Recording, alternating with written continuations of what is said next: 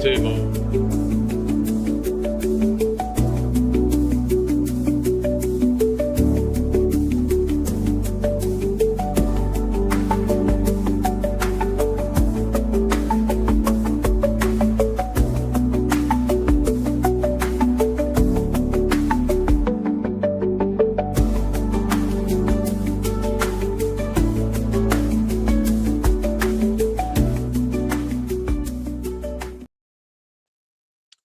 Good evening, ladies and gentlemen, boys and girls, on this wonderful Sunday evening, night, morning, wherever you are in the world.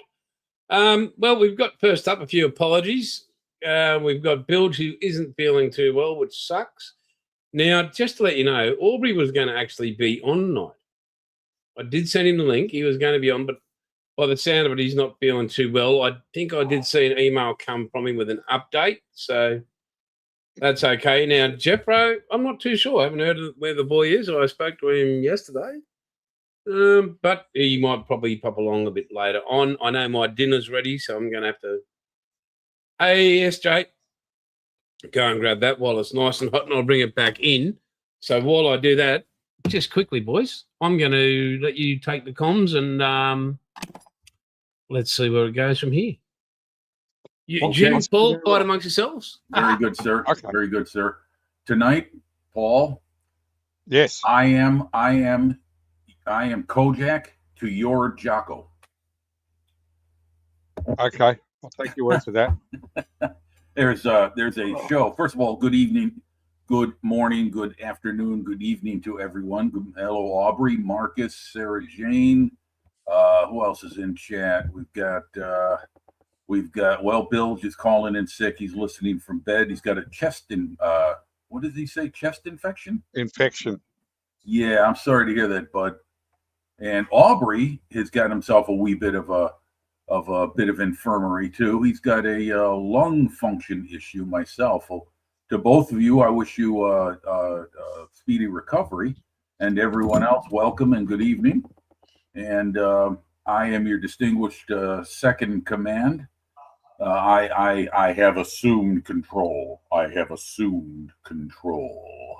If anyone watches Rush 2112 album, Jason is enjoying his evening meal. Yep. Hang on. And let's get the camera down there. Let's see. We also had Tin Man's in here too. Ooh. Tin Man, my fellow American, welcome in. I could use as many of my fellow countrymen in the chat as I need to in case these. Oh my goodness, what a meal! Is that breakfast or is that dinner? That's dinner, mate. And what are we looking at exactly? Chicken or the fish. Chicken schnitzel, curried pasta, and pumpkin, roast pumpkin. Ooh, man, curry pasta. Ooh, that sounds good, and it sounds a little rough for my personal digestive issues. But if I take a Pepsid beforehand, I think I'd be okay. That's how I have to do it. I've got these tablets. Yeah. I did that earlier last night. I went to a friend's house where us old fogies got together, and I celebrated my birthday and three other birthdays. One in June, one in July, and two in August. And we all got together, had some pizza, sat around chat, and talked about the old times. And then I got home in time to get caught in a massive thunderstorm. That's been the word of the week around here has been rain, and more rain. I haven't been on my bicycle since Saturday last. And there's Dominique. He's in the chat. He says, "Good morning, everyone. Evening. Just eating breakfast. Is that it?" No, that's dinner, mate. Yeah. No. Dominique is. Dominique. Yeah. Just eating my breakfast. Okay, Dom. All right. And Joe Leal is in the house. Bilge, hope to feel better soon. You too, Aubrey. You guys have winter sickness. Wow. Watching before my drive to New Orleans. Oh, that's right. Today's Sunday. Joe volunteers at the World War II Museum in New Orleans. So he catches a dose of us, and then he's on the road. And how many hours do you put in there every Sunday, Joe? Was it 4 hours, 6 hours? So, and in the meantime, Yeah. And okay. And this is from Dom. He says, and Jason, I'll come over for dinner sometime. You are more than welcome, mate. Because that looks good. So he would My wife is travel thousands of miles from the Netherlands to Australia for your wife's cooking. My wife's an incredible cook. Yeah, that looks absolutely delicious. Lucky she's vision impaired, or she wouldn't have picked me up. Well, we've all got our own guardian angels that look over us. Yeah. What we do, hey. we always wind up on our feet, kind of like a cat. So Joe says 5 to 6 hours. Hopefully, second shift has enough people today. Yeah. So, what is it exactly you do there, Joe? Are you just an assistant that helps out visitors with information or anything like that? Aubrey says great air show on the Gold Coast the last couple of days. You guys know anything about that? Yeah. That was part of the big exercises up there, wasn't it? No. Not the red flag arm. What do they call it? Because while everybody was still here, they went down there. Yeah, like I said, it's been rain here in my area for the entire week. Tuesday was the worst day. That's when we had 100-mile-an-hour winds. There were 18 wheelers that were turned over on their sides. Okay. Fortunately, we didn't have any damage here to our property. You know, in other words, no trees hit our home or our cars. We didn't lose power, but it happened all around us. Right as a myth. And then let's see the other thing. Oh yes, now, I didn't see this, and I suppose you could find it on YouTube. Hey, hello, Scott. Over the Scott. Scott's in the house. Allegedly, a locomotive was turned on its side by the wind. Don't know if that's true or not. Wind. I've heard it. Yeah. Well, at 100 miles per hour. Yeah. We had a tornado touch down about half a mile from our house on Tuesday, but it was a very mild one. Class or type 0, which is the least, serious. I guess they go, the bigger the number, the worse they are. Yeah. So Tuesday was the worst, but we've had brutal days. Let's see, Jason, don't hurt your back picking up that heavy food with that. Just a friendly volunteer who watched a lot of World War II videos and numerous hours of online training. It's fun. Well, good for you, Joe. Glad you enjoy it. I mean, that's a great way to spend your time in a building that I'm sure you probably have a lot of fun at. Let's see what Sarah Jane says. We had 2 trains derailed due to the heat this week with the rails deforming. Whoa! Wow, I thought that stuff happened in Australia with the heat you guys get, but the United Kingdom? Wow. In fact, I was telling a friend of mine, one bearded veteran, Mikey, I don't think I've ever seen the day where me in the Midwest in August has more rain than him who lives in Wales in the United Kingdom. They are in a serious drought over there. Let's see what else we got here. Let's see. Oh, okay, yeah. All right. Aubrey saw it too. All right. Okay. Well, what did a friend of mine used to say? Oh, the world's going to hell. So been there for a while. Mm-hmm. Yeah. So, Jason, how's the food? Oh, food's brilliant, mate, as per usual. Now, while we got Joe here, I'm just going to download this and show it, and because Joe's a golfer, he'll understand this. Yesterday, playing comp as usual, I came the closest I've ever come to get a hole in one.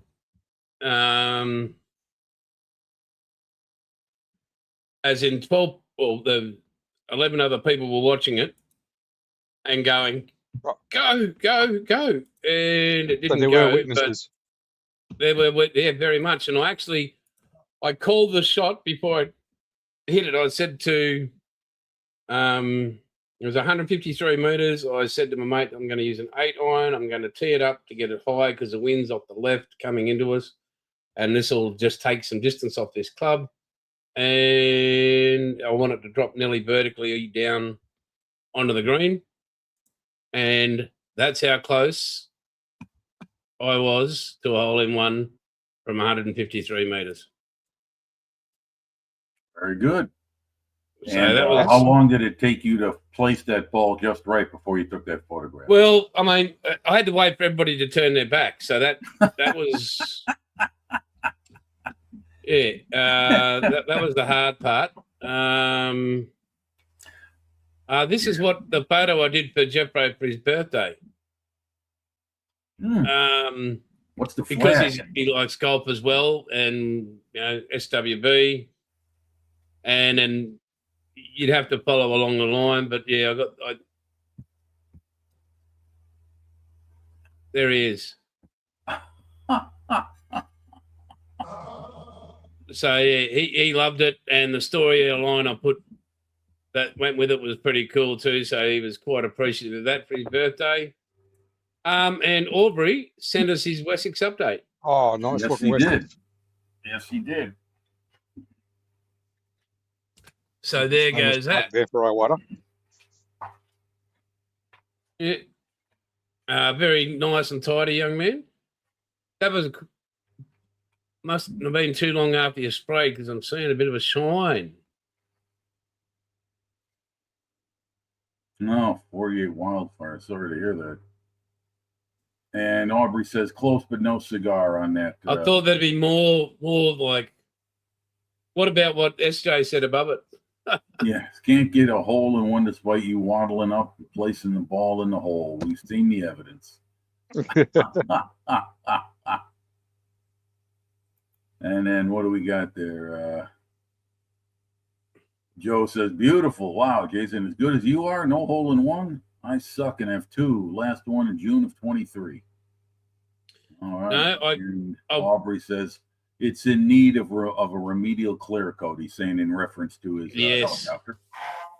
Absolutely, but I've been close to a hole in one where we all watched the ball go and hit the flag and then decide not to go in the hole. That was pretty cool. So did it roll up to it, or did it hit the pin and bounce back? Just rolled up to it, and just as it was getting, that's exactly side on. Just as it got to it and just went, no, I'm not going in. She literally just said, nah, fuck yeah. We watched it turn back and go, nah, not today. Okay. Well, Sarah Jane sent me some pics. Oh, that's fantastic. I'm looking at the pics already. Speaking of pics, I didn't send any in, obviously. I'll show you what I've been doing this week. It's been a little bit. I've started a group build project, and I'll show you that. But I'm going to go mobile with the computer. That way I don't have to take photographs. Oh, that boat looks fucking awesome. So anyway, have both hands above what your have you please, been? Jason. That's better. So what have you been doing this week, Mr. Bailey? Mate. I mean, not just modeling, but I mean life in general. What's up with you? Oh, we've had pre-ops. Mrs. Bailey, she's got surgery next Thursday. Oh no! What's up? She's got to have something done inside her head there. That's okay. I hope they don't do too good a job because you'll recognise who she married. So, well, I thought that's what she had to have done before she married you. Well, you'd think so, but then maybe there was a malpractice suit in there, and they tried that. But no, Shani's getting better after his surgery, which is great. He's back on the tooth. Daughter and her friend drove down to Brisbane and went to the Echo, which is like the fair, but it's a massive fair for Brisbane, like Queensland. They were down there for a few days. The only golf I played was Evening, Shannon. Hello, hey, Shannon. Tuesday and yesterday. Played okay, pretty well okay. Still want to get better. Thank you very much, Aubrey. You saw what I did Tuesday night. I was working on one of the antenna array mast. Right. Dom's in the chat now. Very good. Have no idea where Jeffro is. Hope he's okay. Dom.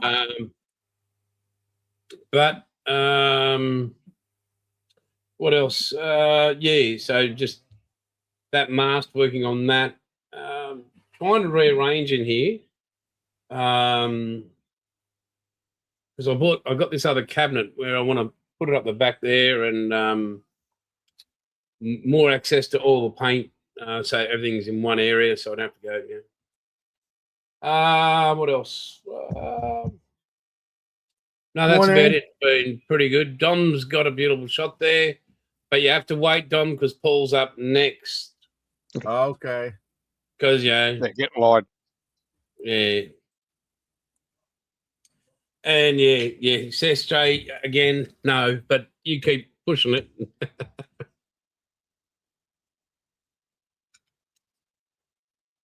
Oh, that looks like a Panzer in the background.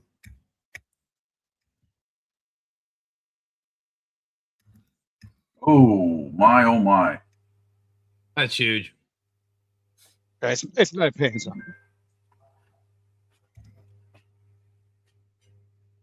Yeah, the That's little roof should unbelievable, be a mate. giveaway.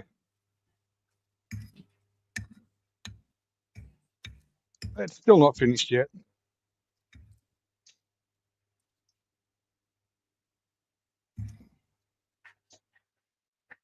Wow, mate. That's Cersei. Does have a name. What do you call those Xerxes? Cersei. Okay. That's the name of the actual tank. Right. It's one of the Sea Squadron tanks. Wow. I like the paint scheme, Paul. It's not your average you. desert yellow or whatever it is the Americans paint their Abrams. Good for you. I like it. Yeah, that's what's called Ozcam, Jim. I do notice those colours.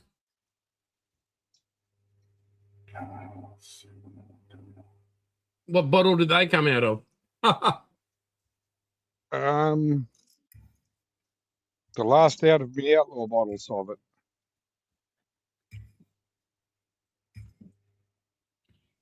That looks very good, Paul. What's up next? Well, 1-to-1. I have started on another one. That's So is that a working suspension tank? I mean, the wheels and the tracks move? yeah, the wheel on the tracks go round and round.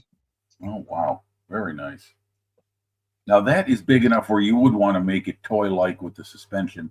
So It's just like the bus, Jim, except that one will kill you. Mm-hmm. Yes, sir. Some bits here. And this is the one Scotty got for me.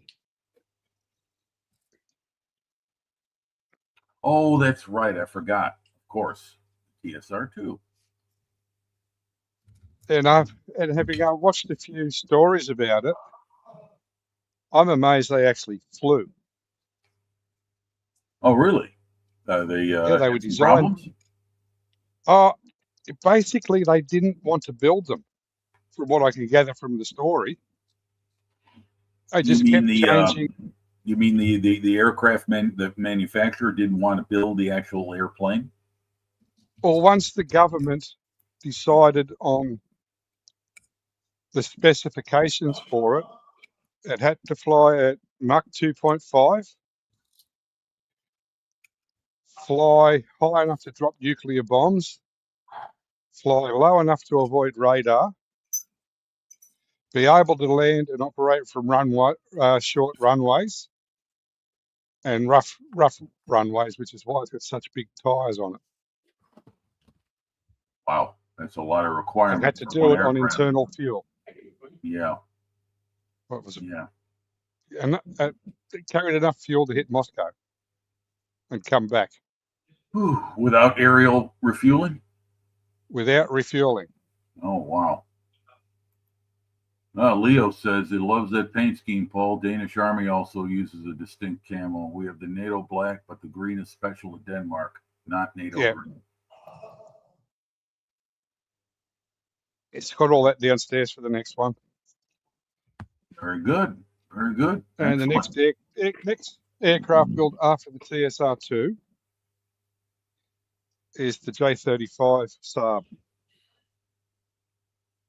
T-35, J35, J-35. the Draken. Oh, the Draken. Yes, one of my favorite airplanes.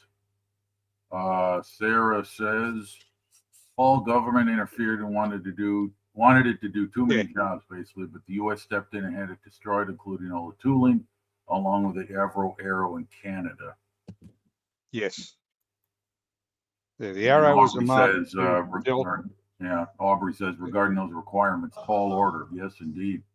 Yeah, but they actually got it to do it.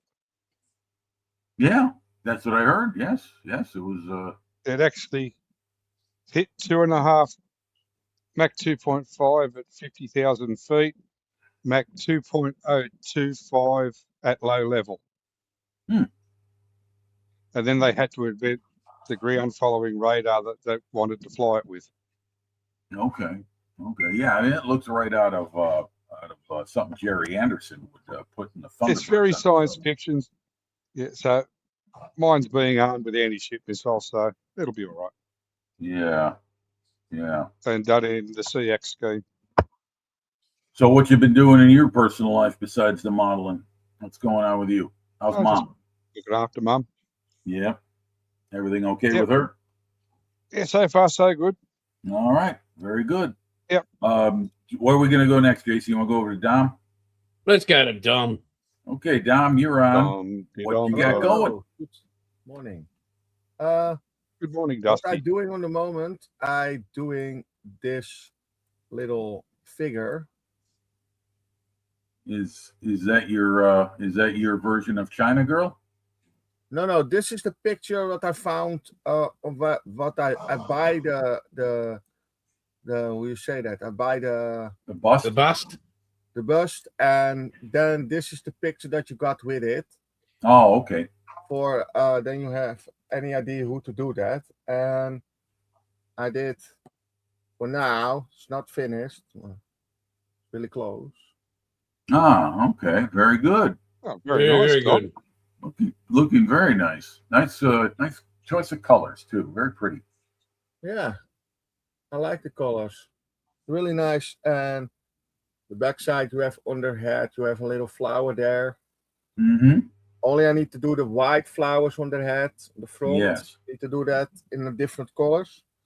And I paint the base in black. Right. Okay. And normally it is mahogany color. Yeah. And I painted black, and it looks like better.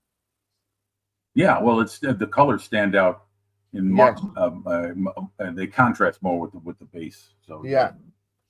And what is the name of that thing? I have no idea. I buy it on Temu. Okay. And I'm building on the moment an Kubelwagen. Volkswagen. Ah, very good. The people's car. Yeah. Or the people that ran around certain people. Yeah. And I have all the parts here in the box. Everything is ready for primer. Block, Tom. All right. Nice. Only I need to do this ones in I could check who to do this ones. Don't show them, Tom. People get in trouble again. And those are Mausers too, just like mine was. Uh-huh. Are they loaded? They're a little bit. Hey, Dom, I watched your video of that Soviet land battleship tank or whatever the heck that thing was that you did the review on. That was it's quite a model. Oh, the Russian one. Yes. Oh yeah, and I hit to this morning. I hit 499 subscribers. Oh, well done, Don. I need one, and then I go and do a little video. Then I do a little video, and I go do a giveaway. Man, I need to look out who to do that. No, good for you. Congratulations on that. Yeah, awesome. Thanks. That's a really big milestone for me. Yeah. Okay. So how's the weather over there in the Netherlands? You guys still suffering under the heat wave? No, it is 20 Celsius outside. Oh, not bad. That's pretty Oh, good nice. for. That's pretty Same good for here. 11 in the morning. Yeah. That's good. Yeah, 11:30 here. Yeah. Yeah. Yeah. Okay. Okay. All right. Where are we going next? Do you want to go to you, or you will go to me? Hang on, mate. Hang on.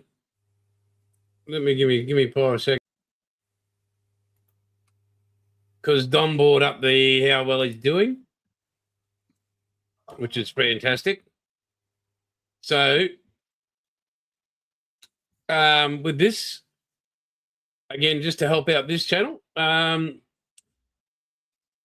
enough subscribers. Got 1,375 subscribers.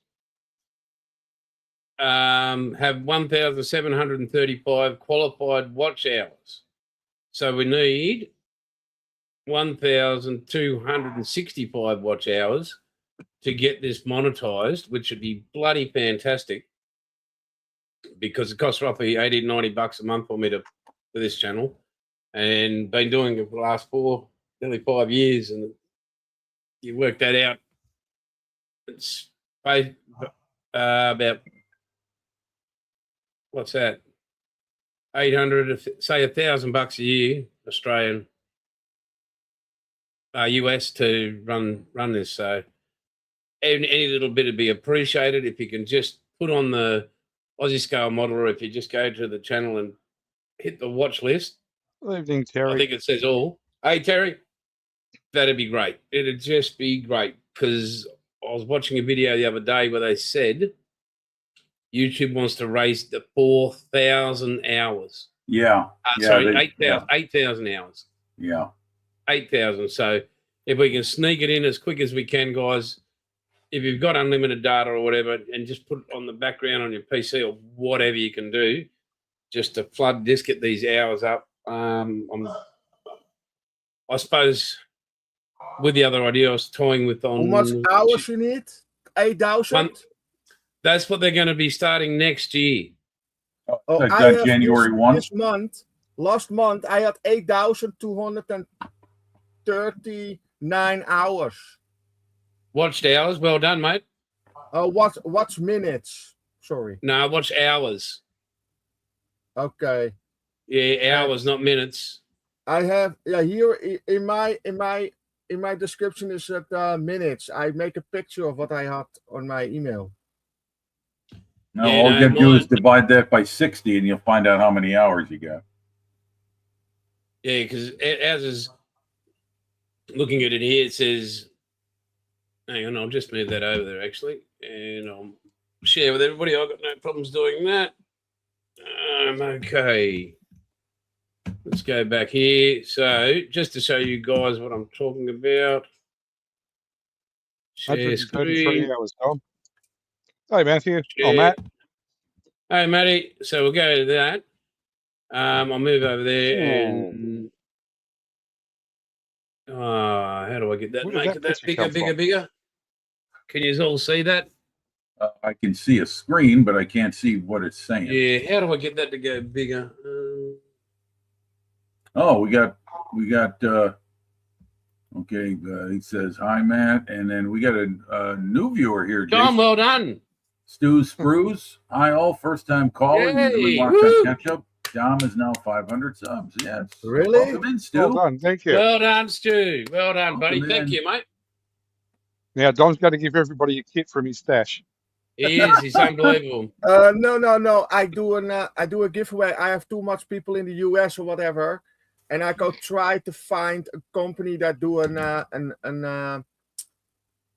you say that, a gift card in the area, in the country where the people are. Dus I go first. I go do the giveaway. The person that win need to send me an email with the place where he lives, and then I go look for a website and go contact the company.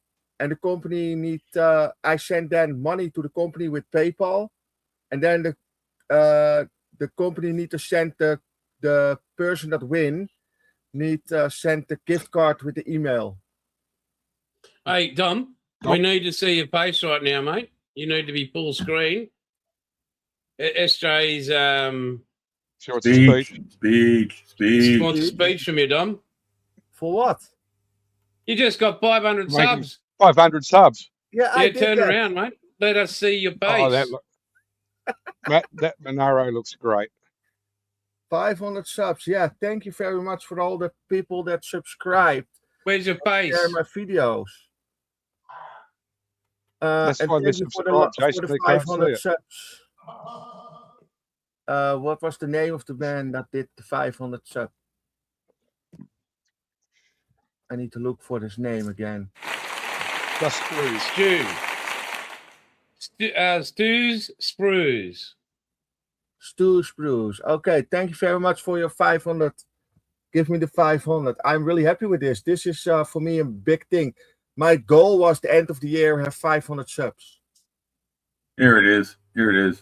Dom is now 500 subs. There you go. There you go, buddy. Well done. Thanks. Yeah. Huzzah. That's really cool. Well done, mate. Yeah, good for you, Dom. Good for you. I do believe that's a Spitfire in Stu's profile there. Let's check it out again. Let's see.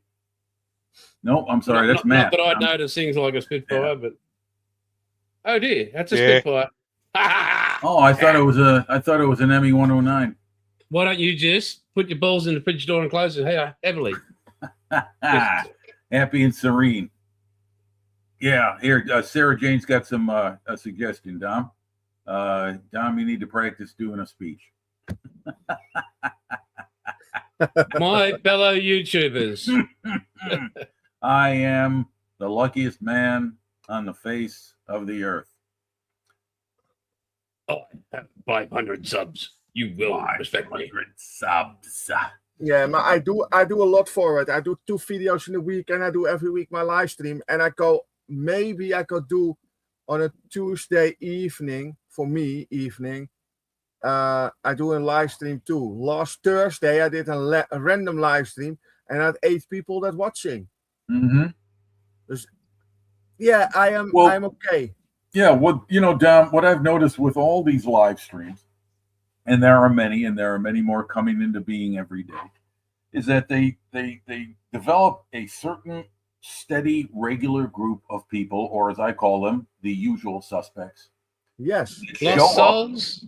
Regularly, and when you post on an ad hoc kind of short notice thing like that, even those who are regular will get over there and put in their time on that live stream because they've got you on their notifications list, and it'll pop up in their YouTube feed. So, Jason's bringing the relatives in now. It could be bringing the relatives in, Dom. See. Okay. But anyway, Dom, I'm bringing in family members I don't even know about. Yeah, he's probably a good-looking one. What you could do is like you and Marcus should do like a Netherlands kind of live stream kind of thing once in a while, just to give it a go. But they don't allow public nudity on channels. Yeah, well, I mean, it could be Dom and Santa Claus. Oh, hey, they don't. Dom doesn't do Santa. Me and Marcus together in one stream, and then stream it on my channel and on his channel at the same time. Yeah. Oh yeah. Have Dream visit. Yeah, have Dream visit. And you can have some of your Dutch friends drop in. See, I was going to say you could both speak Dutch, but I don't think Marcus speaks your language, even though he lives. No, Marcus understands a little bit, but he cannot speak it really well. Right. The best thing is in English. And I have so much English people and Australian, Canadians, Americans from the UK, from Scotland. Dus basically, for me, is it more important to do the English stream. I do a Dutch stream. I have 2 people that speak Dutch in my streams. Mm-hmm. Dus I cannot do that. Then I did it with the group from here in the Netherlands, with Schelmers for Vets group. We had one stream in the week, and we had 2 or 3 watches every week, and that's it. And that was so. Yeah, you do something for basically for fun, but you have no people that chatting. Dus you have no chat. Dus basically it is the whole time it is quiet.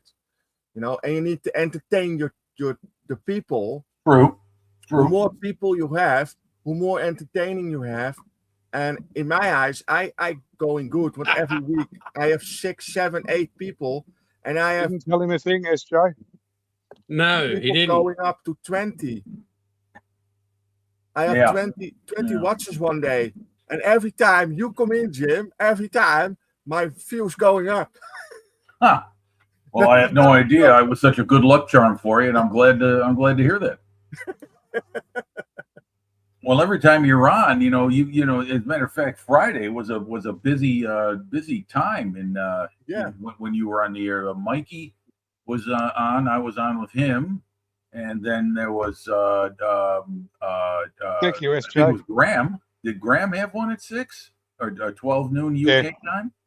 And then Graham does a fluffing for Marcus. Right, and then you, Dom, came on at 7 a.m. my time, which is 2 o'clock your time. So, Dom, maybe a 60-second segment with Jason's golf tips. Okay. Well done, Paul. Have a house point in recognition. There you go. I've got to screenshot this because it's my first house point. Yeah, I would. It's usually a You want to fine. be safe, not sorry. Yeah. Well, anyway, congratulations again, Dom, on reaching the big 500, and hopefully you'll get to the next 500 even quicker. And well, we got SJ's asking, do golf bats have tips on them?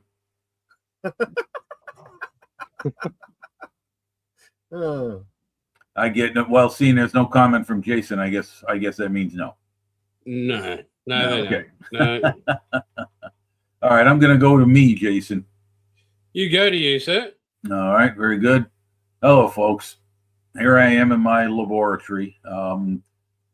I'll show you what I've been doing this week. I didn't send any photos to Jason to post. I've been doing a little of this, a little of that, and getting nowhere fast, but having fun doing it. Earlier tonight, or I should say yesterday evening, because it is 4:30 in the morning here in America, in my part of the United States, I met up with some friends of mine, guys I used to smoke and drink with way back when we were younger, stronger, and a little bit more vitality. And we sat around chewing the fat, chin wagging, eating some pizza, talking about the old days, talking about friends who aren't there anymore, thinking of others, and having a good time while doing it. Got home in time to pull up to the house in the midst of a literal downpour. My shoes are still drying out, and the walk was all of about 15 feet from my car door to the house door. So it gives you an idea of the volume of rain that was coming down. And that's been the watchword here in this part of the Midwest this week.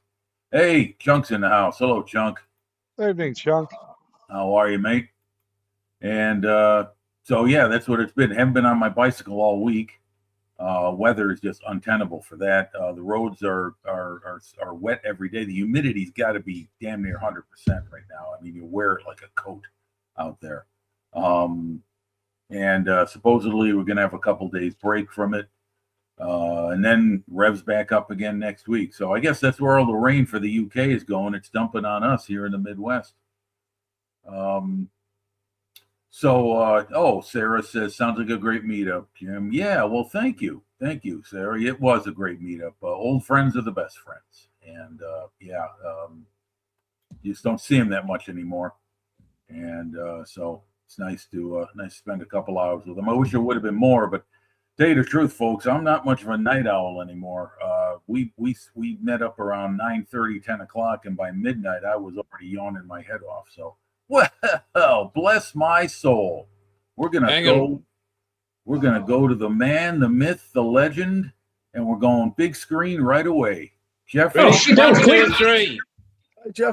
Christ, happy birthday, mate. Yeah, Jeffro, just zip up your pants. Just zip up your pants and make it look like you had them zipped all the time. That's all. Hang on a minute. I'm going to change the light over so I haven't got a light coming over my head because it looks like I've got something coming out of the top of my head. Okay. You are all godlike. Right. All right. But anyway, yeah, Sarah says, hi, Chunk. And Chunk is waving back. So, yeah. And that's right. We have Matt is in the audience, too. Matt Hartley. Matt, good you're here, mate. Yep. Hope everything's well at home. How's the family? So, all right, Jeffro, you ready? You ready for your big premiere? Gimme. Oh, yeah. No. That's all right, mate. I'll go back to what I was doing, which was me. Okay. Sorry. I've just No worries. No worries. It's just you showed up out of nowhere. We're happy you're here. So that's good. All right. Yes, it is the Messiah. Yes, Jeffro, you have achieved. He's not the Messiah. He's a naughty boy. All right, let's go back to me. Okay, so anyway, I was saying I've been doing a little of this and a little of that this week. So I'll show you what a little of this and a little of that looks like. Let me unplug the power from there first of all. You're gonna keep your pants on, aren't you? I got pants on. Yeah, this is what I was going to be messing with tonight. Not much, but doing other stuff. This is the fine molds kit, and I'm bringing it together at the where is it? Woo! I'll learn this yet. Got the engine put together. Really nice model. I mean, this is a really nice kit. I'll photograph it and send photos to Jason. It'll be a lot easier to show that. Anyway, got that going, and then here I've hit the restart button with my Dragon Panzer IV. I recently got this book in the mail, modeling the late Panzerkampfwagen IV, showing what these late war Panzer IVs look like. There are so many variation changes. Let's see, where else are we going? We're going over here to my other table. Wait a minute, folks. Hold on. Technical difficulties. Please stand by. And this is what I'm doing on the Bearded Veterans channel. That's a group build we started last Thursday. Oh boy, I'm getting everyone seasick. Yeah.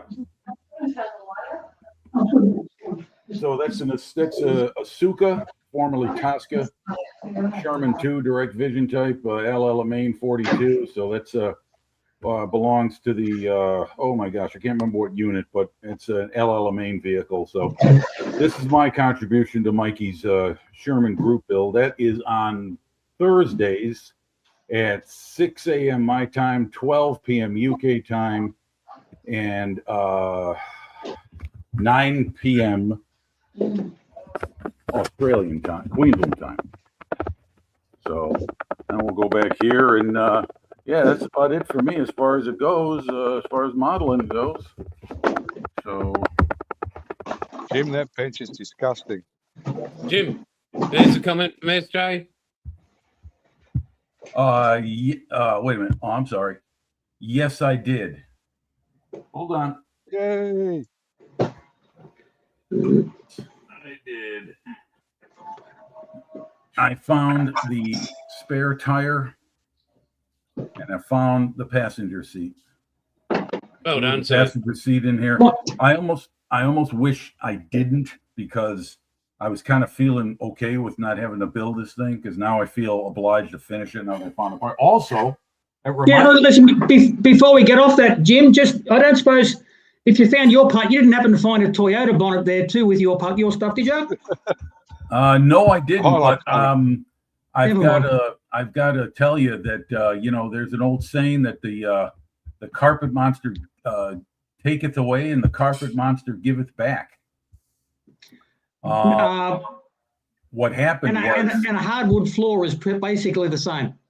What happened was I dropped 3 separate parts, all to do with the Jeep, and I found all 3 of them. One of them was a headlight lens, and it was on the freaking desk all the time. I thought it had hit the floor, and because it flew out of my tweezers as I was going to try and put it in. I looked on the table last week during one of the live streams. I was like, holy cow, I found it. And so, yeah, the carpet monster giveth back sometime. So, but that's me. And let's have a look at this. Everybody just moment silence, revered, Paul's spitting. What a beautiful, beautiful, beautiful, beautiful thing. Keep it going. Just hit that applause button again. Don't stop. Righto. First outdoor fire. Oh, I didn't mean to hit that one, did I? Oh, I'm so sorry. Technical difficulties. I sometimes get a twitch. And Sarah says hardwood floor is just the carpet monster's version of a what? Ghillie suit? Ghillie suit. Yeah. They're sneaky like that. And when your modelling studio is directly adjacent to a cooch lawn, it's even worse. Wow. You ready, Jeffro? Okay, you're on. Flame on. Right. Okay, firstly, why isn't this 8 o'clock? Why aren't we on at 8 o'clock? Why are we on at 7? Because we're on at 7 and Tuesday's 8 o'clock. Why wasn't I told? That's why it's always been. Well, I am 64. Obviously, I got it right. Obviously, we have to make allowances. So, that's shit a brick. So, FO. What can I say? Have you got your NDIS sorted yet? And just before, I think it was around about 10 to 7, I thought just in case, I'll just do a quick tune in to see if anybody's there early. Might have been 6:45. And there was bugger all there. And I thought, no, must be 8. So obviously I can't be to blame. Nobody could lay blame on you, mate. No. Well, obviously not. It sounds like a case of Trumpitis to me. Very strong case of Trumpitis. Not my fault. Anyway, don't you dare associate me with certain American political figures. Political figures, yeah. Reality I can't think of it. Exactly. Anyway, so I had a significant, while I was talking about that little thing about a cooch lawn being just like a carpet monster. Well, here's the thing. So I've got this annoying habit where when I go to clean up my airbrush, I take everything out of my airbrush and I put the nozzle, my 0.28 nozzle, in a cap that I fill with airbrush cleaner, and that sits there all swimming around and everything while I do everything else. And this time, some stupid reason, the little cone that goes over the nozzle, I threw that in there as well, which happened to have a lot of paint in it, and it made the fluid go all really, really dirty really quickly. And so I did everything else, cleaned everything else, and I thought, okay, I'm going to put this back now. So I took the cone out, and I thought, shit, that water's dirty. I should change that. So I chucked it out in the lawn like I always do, and then I thought, oh, fucking hell. And gone. Little really 2.8 nozzle. So immediately I had to do a quick search, and the nice people at Frontline Hobbies sent me one within about 3 days. And so now I'm back to normal again, which is lovely. I've done a little bit of my Heinkel, I suppose, doing a little bit of that.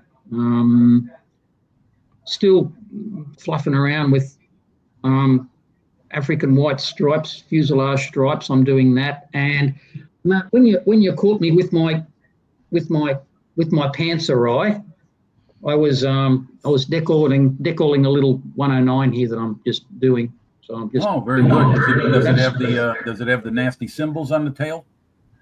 It's got half a nasty symbol. As you'll see, if you can see really carefully, be careful. It's got half a nasty symbol. Yeah. I always on the other side. I'm sorry? As long as you've got the other half on the other side, it's fine. Oh, yeah. That's definitamento. They're still on here. Yeah. So I've still got that. So I've got a bit to do. That's been sitting there for a couple of weeks, just sitting there minding its own business until I got back around to it. You know what masking's like when you haven't got masking kits. So lots of even with a little cockpit like a 109's got like little finicky bits of masking tape. And so it took me a while to get around to doing that. I hate masking cockpits like I hate tank tracks. So that's coming along. Hopefully that'll be all finished by next week. Other than that, I got a present from Arthur this week. Arthur sent me a present, which just happened to arrive. Arthur's Car Sales is a very nice man who I think is Greek, judging by his last name, and he puts up extensive model sales about once a month, I suppose. Just all cars, obviously. Arthur's Car Sales. And I don't normally buy a lot from him, maybe just because he only does cars, but now and then I thought, the hell with it, just for a change. I need a palette cleanser. So I got a classic. Now, no, Sarah Jane, you're going to have all of these. These are going to be just no challenge for you, but it's Martin. There's that. I'm sorry? It's Martin. It is. My favourite Martin. It is. The Martini. Although it looks backwards from here.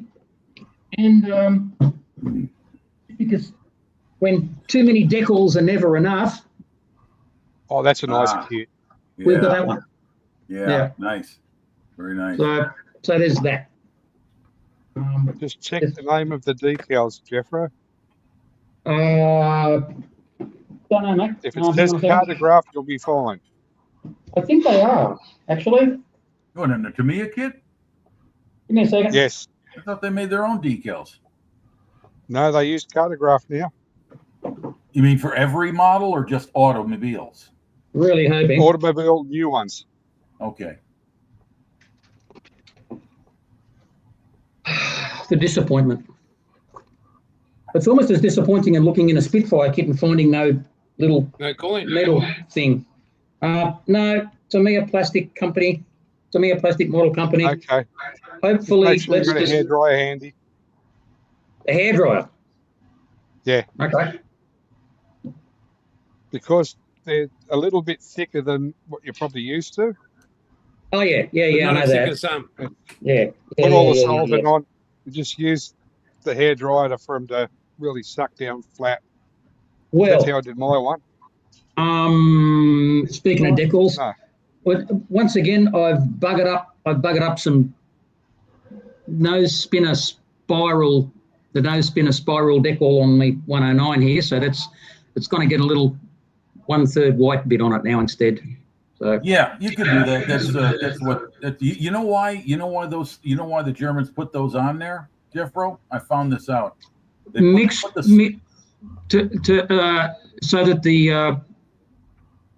that the ergs don't get chopped up by the propeller, because so that they can see it better. I've seen that, So they knew they could recognize each other in the sky by the spinning, by the spiral. I've heard different things. I've heard that, and I've heard I think some of them have just like a third spinner. Some of them have the right. 1/3 of the spinner. I don't know about that. I've heard that it makes it more difficult for your opponent to be able to judge how far away you are. I reckon that's a crock. I don't like that. I don't believe that. I reckon it's probably more to do with recognition on the ground. Makes it safer. A bit so their comrades in the air could see it was them.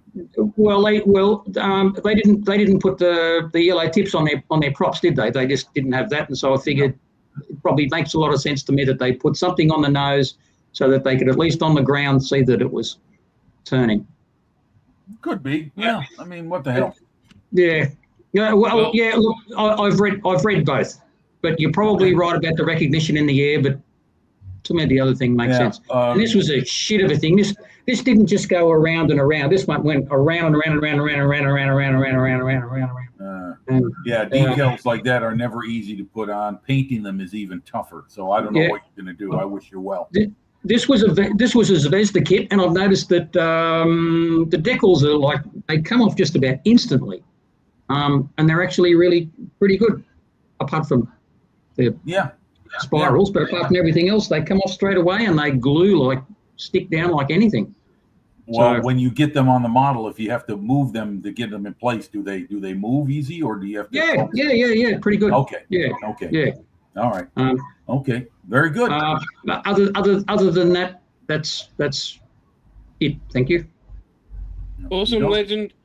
Right, before we keep going on, I've just posted this in the comments. We've got a guy, Stu Sprues. Now you weren't here, Jeffro, but he became Dom's 500 subscribers. So Dom's channel now has 500 subscribers. And there's the link to his own YouTube channel, Stu's Sprues. He's in the UK. And we appreciate him. And obviously he's a Bailey. I just, we put that in the comments, but I'd like to... Why not that against him? Well, you can't, mate. You got nothing against the Bailey because here we go. That's why we're all here. But thanks, Stu, mate. So if everybody can go, he's only got 400 and hang on, I'll just bring it back up. He's got 538 subscribers. He's got a really good. Well, now he's got 540 because I just subscribed and he's at 539 as I'm looking at it right now. Yep. So his description: a scale model making diary of sorts. After 45 years, he decided to revisit his childhood and make plastic kits again. He said, "You're never too old to learn new tricks." So after watching many YouTube videos, he thought he'd give something back as it may inspire others. If I can do it, anyone can. I'm not doing video tutorials, more a step-by-step guide as per the instructions sheet, which simply shows my progress. It may be useful to anyone building the same kit, as it will allow that person to see how I fitted the part. Sometimes instructions are not always clear. If I make a mistake, I will show that, and any pics I manage to make, I will show that also. If I completely mess it up, you'll see it in the bin. Dom, that's why he likes you. So just give it a go and have some fun. The thing, Stu, is that you've got a higher disposable income now, and you can buy more. What did you say it was, Jason? More tricks or something? For what? Yeah, you said he was getting back to. Yeah, he said he wanted to get back to. So he thought he'd give something back as it may inspire others. You're never too old to learn new tricks. Yeah, that's right. You can spend a lot more money on new tricks because you've got a higher disposable income now, and you don't have to save up anymore. But we'd really like to say thank you, mate, for being Dom's 500th subscriber. Dom's a fantastic cheese-eating human being, and we appreciate his gastrointestinal fortitude. So, I have never heard such a good backhanded compliment as that. Thank you, mate. Dom's link is I Eat Cheese at YouTube. You'd think, Jason, for us here in the United States, by the way you're talking about, you'd think Dom lives in Wisconsin. You would. Hey, Dom, can you please add your link to the comments there so that Joe can sub to you? He's very interested in the Netherlands Cheese Society. Okay, cool. And he also wants to know how to destroy a tiger moth. Oh yeah, that's a really good video. You just got another sub, Dom. Matt. So you've got another 2, Dom, 3.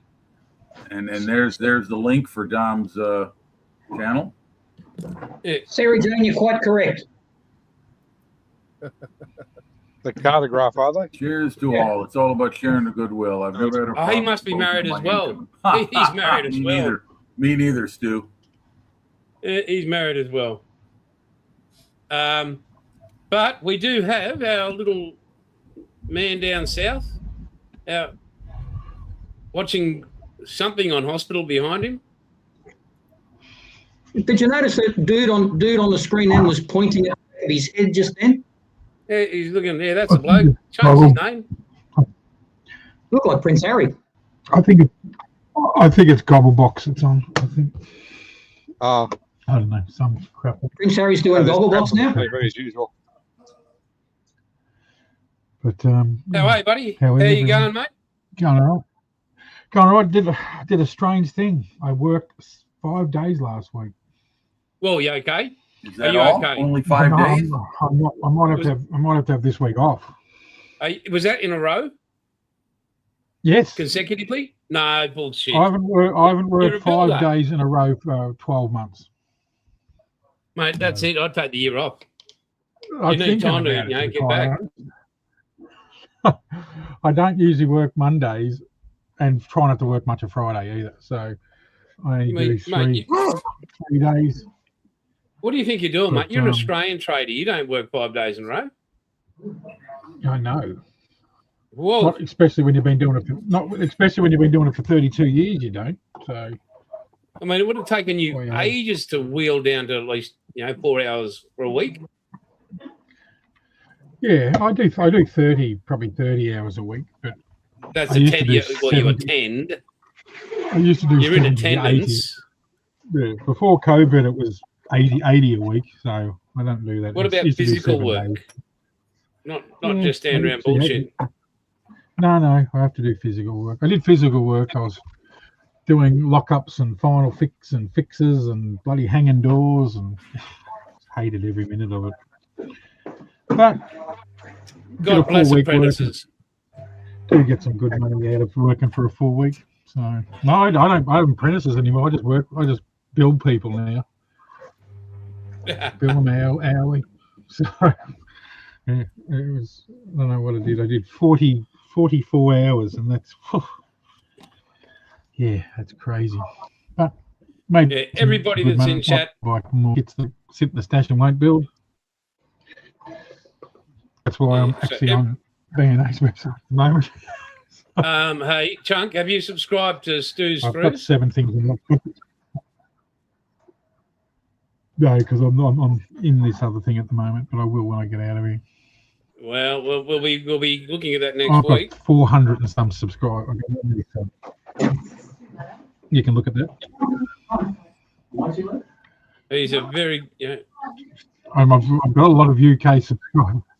I'm subscribed to a lot of UK people. Did you get a beard trim this week or something? You're very tidy. I'd already be subscribed. I don't know. You're very manicured in the face this week, mate. Go wild.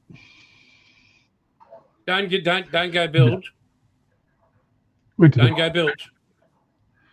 No. This is nearly at an annoying point. Nearly at annoying a point now. So no, I won't go full homeless person. So. Awful hobbit, whatever he is. There are creatures in the wild that won't let themselves get that bad. Yeah. No. How dare you say that about a sick so not man. Doing sick man. Not well. He's a very sick man. He's a stoker. He's not well. How you going between the years, mate? Oh. Not too bad. Chunk? Not too bad. Good. So good, mate. Yeah, going all right. So, but yeah, haven't been doing much. I've been working, so I haven't really done much on the thing or anything. But yeah. So very, very good. Let's have a top.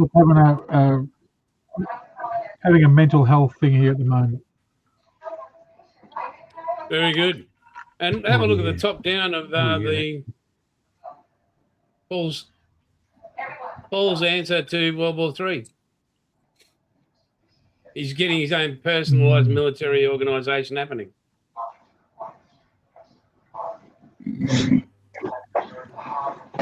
Oh, we've only got 12. Looking good, Paul. Thank you, Jeffrey. Yeah, it's all right, I suppose. Whoa. Whoa. Thanks, Chunk. That's great. Wow. No, it was just a thing I used to do on other channels all the time. You know, Bretlin, and anyone brought anything Yes. up, everyone go, "Oh, look good when that looks good when it's finished." It's just something It that might I've be never had that saying. compliment. Yeah, like they always used to show a picture of a finished anything, and everyone go, "That'll look good when it's finished." It was just Yeah, the something that was backhand always said. compliment. You still get it in them, and if someone says something, you go, "Oh yeah, no, that's all right, I suppose." So just to let you know, Aubrey was going to be on the channel tonight. He couldn't be. Now, I'm going to get a consensus here from all of those that are sitting in front of me. Since Stu has 500 and whatever, 50, 45 or whatever. 45, maybe 46 possibility. 546 was me. Okay, 546. What about he emails us at the address there, madosmod@gmail.com, and we get him on because we'd like to see the face of that 500 subscribers. What about you, Dom? Would you like to see the face of the man that gave you your 500? Yeah, we'd like to meet him. Yeah, I think all those in favour, hands up. Yes, and I. Aye. Shall we have Stu on? Yep. Stu. Jeffro? Yeah, I'm good. Here we go. Oi. Look at that. Pommy's in. Look at that. Evening, Luke. Oh, hey, Fantastic. Tom. Does it have a side profile? I hope so.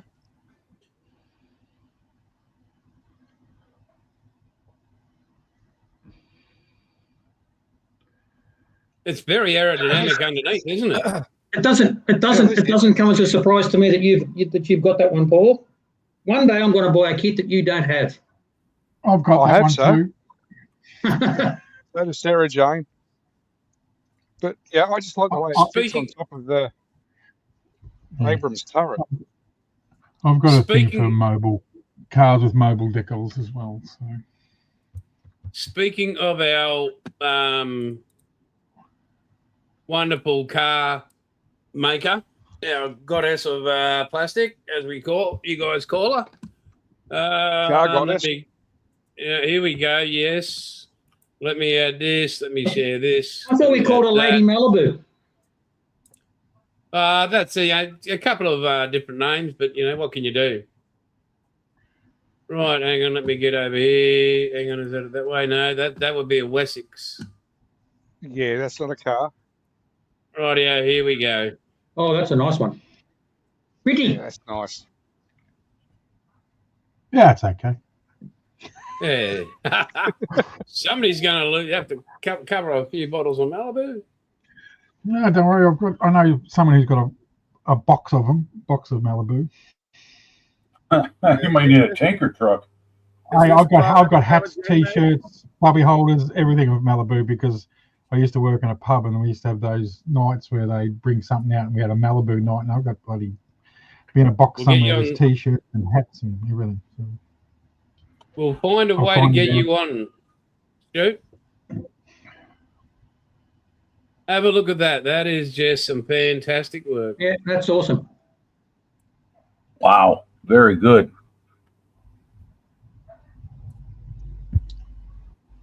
Oh, that looks great.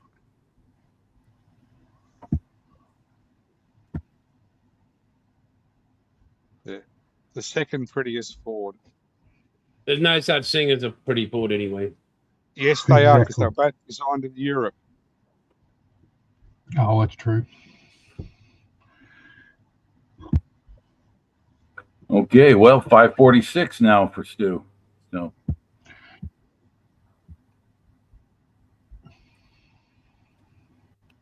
Oh, that's nice. No, 547. He had 547. Okay, 547. The number keeps on going up, folks. That's a good thing. Oh, that would look awesome, Sarah Jane. I love these rims. Top job on them. Now have a look at this, folks. Wow. Oh, that's cool. Woo-wee. I can get them. Nice. I told you my reactions when I got to see him in the boat, like when I opened up the email. I'm like, whoa. Unlimited class powerboat. That's the H1, isn't it, Sarah Jane?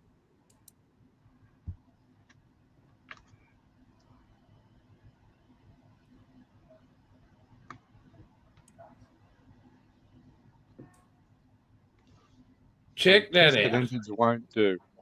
Like somebody's just stolen the wheels. Stolen the wheels? I didn't know she went to Liverpool. No, I went through Campbelltown in Sydney. No, Bankstown. Yeah. Oh, Campbelltown, Bankstown, same thing. No, it's not. Yeah, 30 kilometres apart. Yeah, but they all have the same. Oh, no, let's not get pedantic, Paul. Come on, 30 kilometers. What's that between friends? It's the difference between losing your wheels and losing the car.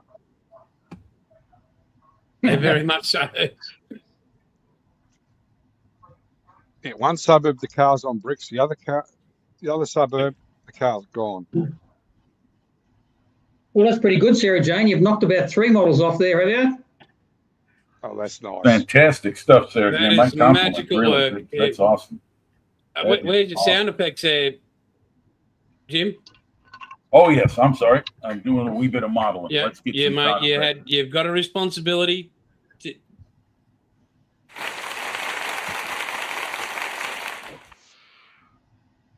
Oh, that's well done. Absolutely very nice, brilliant. Sarah Jane. Good, great work as usual, Sarah Jane.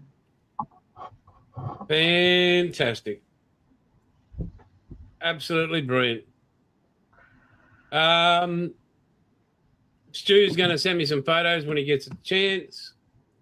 I thought it looked like he said he was at work. He said he is. Yeah, he might have some on his phone. Oh, well, yeah, that's okay. Yeah, that's like a dash to the toilet or something. Yeah. Yeah. Well, he's seen Sarah Jane's boat. Well, it led to dash to the toilet. That'd be an understandable. Oh, I've got to go now. She's obviously started more models. There we go. Jeffro obviously started more models with a big smiley. Thank you, Joe, and everybody. Yeah. You are more than welcome. As much.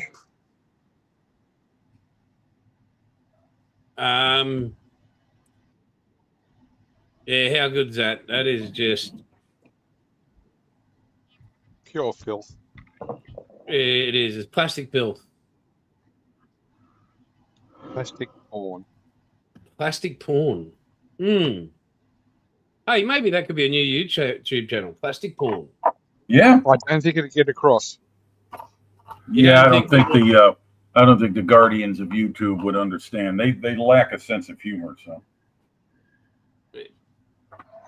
maybe they just don't bother with us because they go, "Nah, that's just wrong." Yeah, they're Australian. You said it. I didn't, Paul. Didn't have to, Jim. How can they see the funny side of everything? Oh, it's easy. They look in the mirror.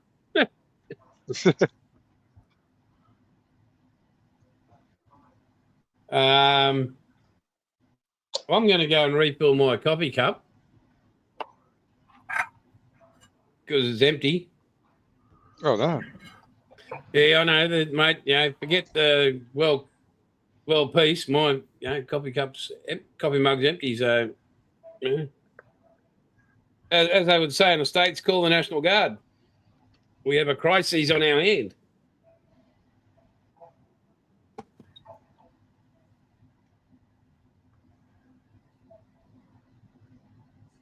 Take your time, SJ, but it'll look good to see them on a grid.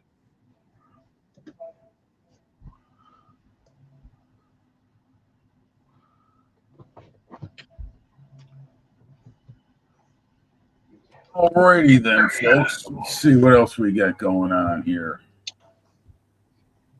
So what's the news in the modeling world that's caught people's attention? Chat, you can chip in too. Something out there that's got your ears or eyes focused on looking forward to getting it. You know how it is in the modeling world. They don't stand still. There's always something being offered to the model builder that you can spend your money on, and it's not necessarily plug your ears, Sarah Jane. It's not necessarily tools or paint. It's model kits, and the last thing I need is more of them. But yet I keep buying them because I can't resist what's the new shiny object out there. So what's the new shiny object that other folks have got? Oh, that Airfix one. You're looking forward to that? Not Airfix, Revel. No, I'm looking forward to my Airfix one falling off the shelf. Oh, why is that? So I can put the engine in a bus. Ah, all right. I'm assuming that's the 24 scale one. Yeah. Yeah. Well, the reason I said that is because you don't build small, Paul. No, the eyes are stuffed. Yeah. Did you enter that raffle to get your name possibly put on the upcoming Revel 32nd scale Harrier? No. Oh, yeah, you can do that. Everyone knows that, right?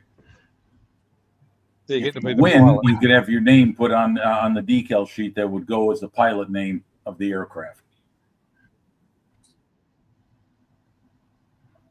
So that's something new. I don't know. Every time I turn around, there's a different armor kit I want to buy. That I've heard all this talk about that, the Edward Catalina, which is the old Revel monogram, I should say, not Revel. Revel didn't design it. Monogram did. Have you seen the new kit, Jim? Which one? There's a new kit, a P-51 Royal. Oh, yeah. Yeah, my best mate's got it. He had it delivered last week. With all the resin in it. Pardon? With all resin in it. Yes. In fact, there was a part that was forgotten to be packaged by Edward themselves, and all of the models are sent out without them. It was the hubs for the main landing gear, and really? They got it corrected. They sent out X number to each distributor that bought so many of the kits, and my best mate got his not replacement set, but what they omitted in the original packaging. He just got them delivered yesterday. So he ordered his from Squadron mail order here in America, and those guys are really good. They're excellent customer service people, because they any errors they correct them immediately, and they were on top of this one too. So yeah, it was apparently a big faux pas by Edward, is that they literally forgot in every one of those Royal kits, that Mustang that was just released, they only make so many anyway, and they didn't put in the hubs for the main wheels. Oh, speaking of Mustang, Dom, have you still working on that big one you're going to do in black and white, the crazy dazzle pattern paint scheme? Oh, no, that is not possible. It's the wrong airplane. Right. Dom. That's Dom right. You need chat. an A36, not a P-51. Ladies and gentlemen, boys and girls, I give you Stu. Stu. Hey. Hi, Stu. You see what happens, Stu? You put your name down for something, and instantly you hear whether you like it or not. Here's a story. Well done, mate. Welcome, and it must be a Bailey thing, those fucking eyebrows. It's fucking hereditary. Fucking look at those fucking slugs. There you go. Attack eyebrows. Fucking have a look at these fuckers. Look, here we go. Holy shit. Wow. Those cunt. Yeah, I now I know what the Thunderbirds look like when they grow old, and Who do you reckon provide the eyebrows gray? Yeah. Oh, yeah. So me and my younger brother Adam, and these are only half what they were. I've had these shaved down. We were in Newcastle. Anyway, we're out the front. It looks like it's going to start to rain. And he starts going like pushing me with his shoulder. I said, "What are you doing?" She's getting under your eyebrows to keep out of the rain.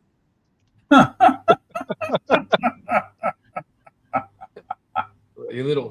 Very well done. I like that. It's the first thing I'll be looking at your dad when he comes down to see if he's got them like that. Daily brows are a thing. Yeah. It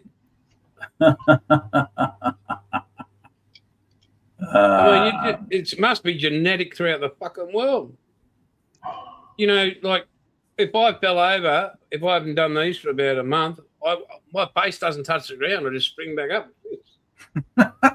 Like a fucking cushion. Stay away from silver bullets, all I can say. Look out.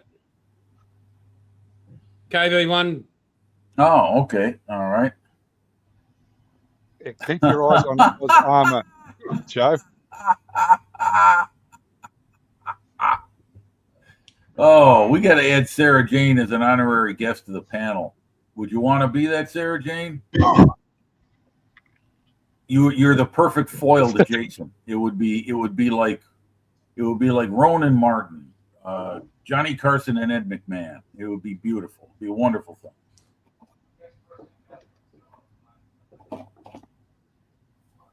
Just a thought.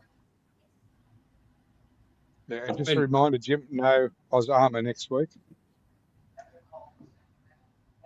Oh, no? Did they have one this Friday? Did I miss it? Yeah, Kurt's off crook. I'm sorry? Kurt is off sick. That's right. That is correct. You're right. Yeah. Don't talk to me, Joe. Hey, Joe knows what's best. Oh, the dreaded unibrow. Okay, yeah. I've seen those. I never had to worry about that. One thing that didn't grow very, very well were my eyebrows. Still the same thing now. You can barely see them. Mine had to do the census the other night.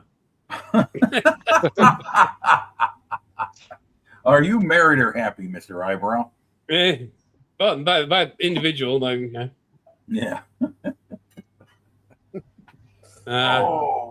You're lucky there wasn't a question saying how many pets do you have? Yeah. Well, they don't like being called pets. Speaking of pets, Jason, how's everything with the doggies after losing one of your furry friends? All the others have adjusted to life without them? It was funny how you mentioned that tonight. I went to the cupboard and, you know, Huskies are renowned for having less hair than bilge, but more than most animals. And went to the cupboard and Bub had bought a pet grooming and kit and everything just specifically for her. And we never got to use it on her. So it was like, yeah, I opened up the hallway cupboard and there it was. It was like, oh, the other two, yeah, they're getting there. You can see sometimes there's a bit of, you notice that Harry's still not sure, you know, about his whole new role. You can tell. Mm-hmm. But yeah.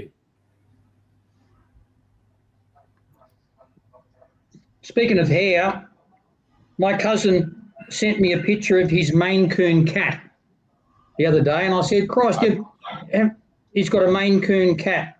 It's a really big, it's a huge breed of cat." Yeah. And I said, leaving a bit of hair around the house, and he said, yeah, his wife's got to vacuum the house every day, and it just fills the vacuum cleaner in 2 minutes. Yeah, I bet it's bigger than the floor. Yeah. Well, they've also got enormous feet too. They're huge. They get 6 claws. Yeah. I know here in the Netherlands is one woman. She have 11 cats. Woo! Must be a stinky house. 3 naked cats, and all the other cats are Maine-Coons. Oh, the what are those things called? Those Siamese cats or whatever? The yeah, I know what they are. Hairless ones or whatever they are. Hairless, yeah.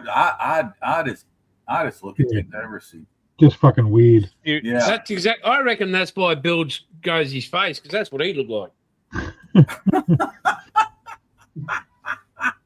Well, we'll have to wait for another one of his children to graduate from something for the next time we'll see him clean shaven. Yeah, I mean, that's just wild. Look, heading down, well, what are we, 6 weeks away now? Basically, no, we're exactly well, 2 we're months middle away August. from heading down to Kos. Yeah, 6 weeks, is it? August. So 8 weeks, mate. It's the 16th now. 8 weeks. Right. All right. Right. So now in 8 weeks from today, in 8 weeks' time, I'll be at your doorstep. Hopefully, they'll have had a bit more rain up where we're going camping by then, because there's bugger all grass up there at the moment. Makes it easier to spot the snakes, I suppose. Yeah, well, there'll be starting to be a few around then. So, what kind of snakes? Taipans? Taipans, browns. browns. She's always telling me how many browns there are, but I've only ever seen a couple. And obviously carpet snakes. Yeah. What's a Yeah, well, carpet snake? The one that was Carpet that one that snakes got are in the good. tent. That big one. Yeah, the That big- copperheads. The big python. No, not really copperheads. Remember a Crown while of ago I went snake. camping, Jim, and there was that big one inside my tent because I Oh yeah, impetuously left the door open? yeah. I thought that Yeah. was a taipan. Excuse me. I don't No. know. No. That was a python. Carpet python. The Well, taipan was the python- one that went under his No, drink. If it had been a taipan, I just would have set fire to the tent and walked away. Wouldn't have been so Because- casual. They wouldn't have been that casual if it was a Taipan. Yeah, no. Actually, there wouldn't have been a photo because they don't Yeah. pose for them too good. No. Are they taipans? Are they very aggressive? Don't know. I've only ever encountered one, and he was pretty quiet. But then again, I've never walked in on one when he was in bed either. Yeah, So- yeah. Luckily, in Australia at least, the only Australian snakes that climb trees are non-venomous snakes. So, fortunately for me, but it'll be coming into spring. Well, it'll be well into spring when the little fella comes down, and they'll be out looking for mates and getting some sun and stuff like that. So so I won't be taking the dog certainly. But they've had no rain up there for months, and I was speaking to the property owner, and she's kind of panicking because she's got 300 head of cattle that are all calving, and there's just no grass. So she's got to buy fodder, and they've left it a little late. Not her fault, but they've left it a little late to go looking for hay to buy, because most of it, when it's grown for fodder, it's bought straight away. And so she's in a bit of a panic because she's got to get them all down near the house because there's no grass anywhere else. And so that means that she has to feed them manually, and it's getting harder to find. So she's in a bit of a panic. Yeah, that's too bad. Wow. Yeah, and the river being so low means that no fish will have come up the river this year again either, probably. So we might have to go shark fishing instead. Grenades. No stingrays in the river. Maybe eel bashing. Well, plenty of mullet, hence why there's sharks. But the bass that are normally up there go in the autumn. They go down to brackish water to breed, and that depends on if there's been enough rain on it for them to get back up again. But apparently there hasn't, so we'll just have to wait and see. There's always a few old bachelors up there that still hang around, and you can still catch those. But generally, bass season starts. Our bass season starts generally in around about September. So we'll go and have a reconnaissance, me and Colin, in September, just to see what it's like. Sweep the floor and all stuff like that for when Jason comes down. Get it ready for him, you know. It'll be a beautiful thing. I'm assuming you'll be able to find Jeffro's house as opposed to what you had to go through to get to Bilge. Oh, I know Jeffro's house. It's easy. It's near the golf course. I know exactly where it is. Bilge is literally, if you go to Google, you get a satellite photo. When you get close to the house, Google doesn't, there's no internet. Nothing, there's no phone internet, no nothing. You're on the road, good luck. That's it. Just you should say, I'm about to let you on your own. Good luck. I hope you survive. Leave it with you. You know what you need to do is you put a tracking device in your vehicle that he has at his house, and he can just follow you on his phone and say, "Okay, you're on the right road now, mate. Just keep coming." All right. There's a void. There's an electronic void. He must have something. There's nothing there. Like literally, it's hard to explain. You drive down, come out of a bitumen road onto a dirt road, and you're on the dirt road for about, seems like forever, and then there's just nothing. A track. But isn't he in the? Isn't he right next to like his wife's house, like his family's house? Yeah, but that doesn't come up on the map 23 acres, Jethro. Yeah, right. It's just, no. He's 100 meters from the main house. It's just, no. Oh, right. Like, and I thought, and like SJ was saying about her place being small, Bilge's place, there's shoe boxes that are bigger. Like, isn't it a shipping container? No, it's supposed to be a mini house, but I didn't think Lego made them that big. Wow. Mini house, is that Australia's answer to the housing crisis like they have in the UK? No, that was Bilge's answer to getting out of the ex's house. Getting out of the shed. He was literally living in a tin shed. Wow. Yeah, he was. But I hope his pension's going to allow him to, buy or at least find a decent residence then. Once he. He owns hundreds of acres. Oh, he does. 23-acre property. Oh, he can build on it then. That's what he's built. That's what why'd he go so small? I think it's an extramarital problem. Okay. Well, there's further evidence. Choose carefully who you marry. But then again, he's got children. Yeah, they're adult children. He's got adult children. Yeah, that's true. Yeah. But the thing I admire about Bilge, and he's very, as a father, he takes the role of providing and ensuring that his children are set up for their futures very, very seriously. Yes. Like, extremely seriously. And well on him, but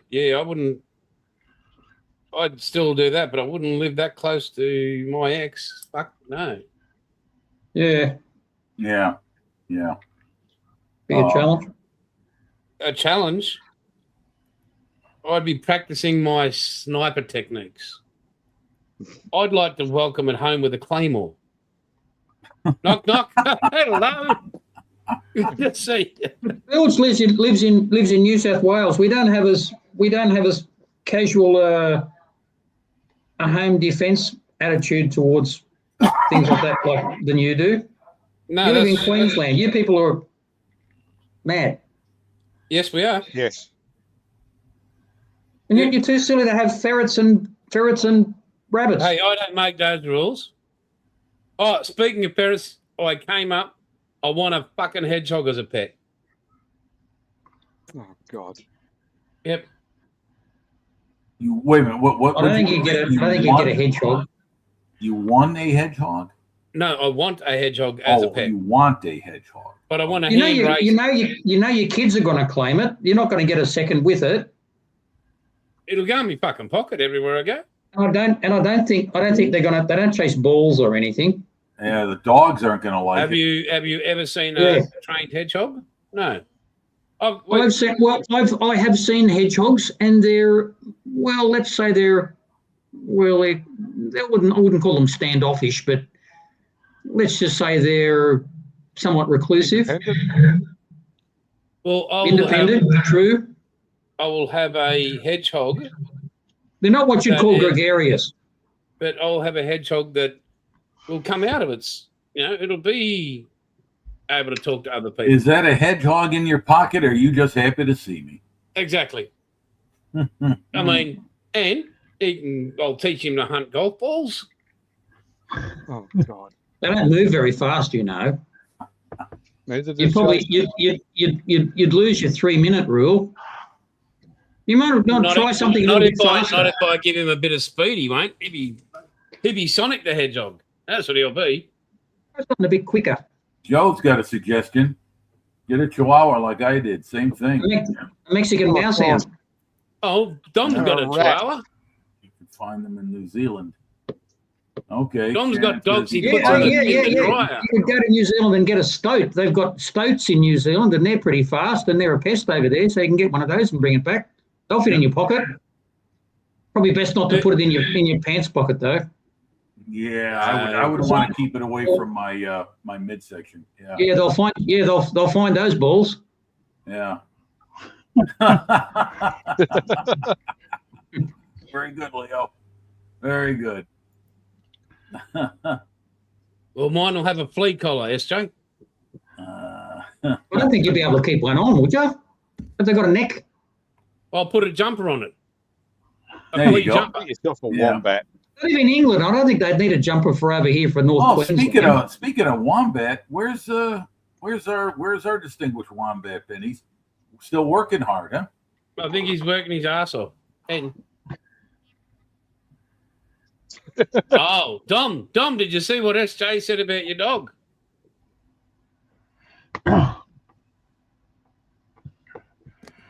Yeah. You see that, Dom? He wasn't paying I attention. I grew up with a Chihuahua and it hated my guts. You know what a Chihuahua is? 70% tremble, 30% hate. Yeah, mine was 99% hate. Yeah, that's right. Joe's Chihuahua. What's his name? Rocky, I think it is, right, Joe? He fights Canadian geese. Yep. Hey, Joe, I'd be careful, mate, if I was you with that. You never know when a geese is going to choke on it. Goose. I'll tell you what. When a goose is going to choke on it. Yeah, we've got hawks all around here, and people with smaller dogs do have to be on the lookout because hawks will come down and scoop them up. They are snack treats for them, and it's a really, really difficult thing to see your dog being carried away by something. So, yeah, it is a reality. It does happen. My dog is about 60 pounds, so they're not going to go near him. Be more wary about coyotes, wouldn't you, Jim, rather than birds? Well, the coyotes are nocturnal. They're only out at night. Hawks are out during the day, and they're flying up above looking for their snack treats in the fields. Yeah, okay. And they are big enough that they could pick up a dog about 20 pounds or so. Very powerful claws. He doesn't go unless my turn. Right, there you go. Perfect, right. Shepherd flies cover. Like Joe's Chihuahua is a bit of a mob so the geese don't go after him. Yep.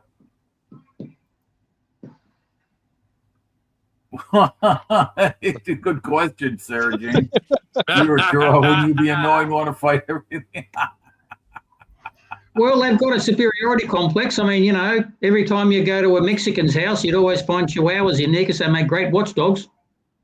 I know this. They personify that old saying. It's not the dog in a fight; it's the fight in the dog. Yeah. And, I've seen Chihuahuas run the roost of dogs that are larger than them. That's I've seen that. There was a story where someone lost their Chihuahua somewhere. It went out in the bush somewhere, and they saw it on a trail cam. And it was with a bunch of, it was either wolves or coyotes or something. It was just running around with them. And I don't know whether it was AI or not, but it was, it made a good story. There were pictures of it that they took on a trail cam. It was just wandering around with some wolves. Bryson DeChambeau was playing the other day at one. Trying to think of the golf course up in Canada, and there was a big elk and a coyote, I believe it was, that ran across through the golf course. Trying to think of the golf course, but yeah, this is in very wildlife just on the golf course. I thought, oh, cool. Wild. Yeah, you talk about Canada? Yep, I would guess so. Yeah. What was the name of the Give me a golf few course? minutes, I'll tell you. I've got it here. Banff Springs, it was. Banff Springs, Fairmont. Oh, okay. What an absolute gorgeous place. Yeah.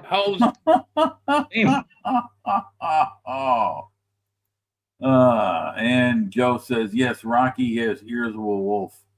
I know right away if someone is driving up our driveway quarter mile away and when I'm getting a delivery. Oh, yeah. Dogs have that extrasensory perception when it comes to anything approaching the house, and it could be down the block. Yep. Yeah, my dog can hear my wife's car. He can hear my car. No trouble at all. Yeah, we get that without ours are at the back there, and they know that Bub's coming home every single time. They'll come running to the back door, or they'll run to the gate and make a noise. It's like, oh shit! Yep. That's true. That's what we get here too. My dog, he picks up on the UPS and FedEx drivers before they even get to the driveway, and we got a decent length driveway. Nothing like quarter mile long or anything like that, but it's a pretty decent length driveway. The only one that go to the Humane Society, nothing for humans. Joe, I get money taken out of my account every month to go towards a street dog rescue hospital in Thailand. Yeah, there's a lot of them out there. Oh, excuse me, folks. I beg your pardon. There's a lot of them out there. Yeah, I remember Peter doing his Discover Thailand videos he used to do. And he said, yeah, you don't pet the dogs around here. Just let them be. I don't know. I've found actually like a lot of the street dogs there, I just found them really amiable. They're just not the only ones you'd really stress about are the pedigrees, because they're the ones that were thrown out on the street as soon as they reach the upper class people. This is what I found in Nepal anyway.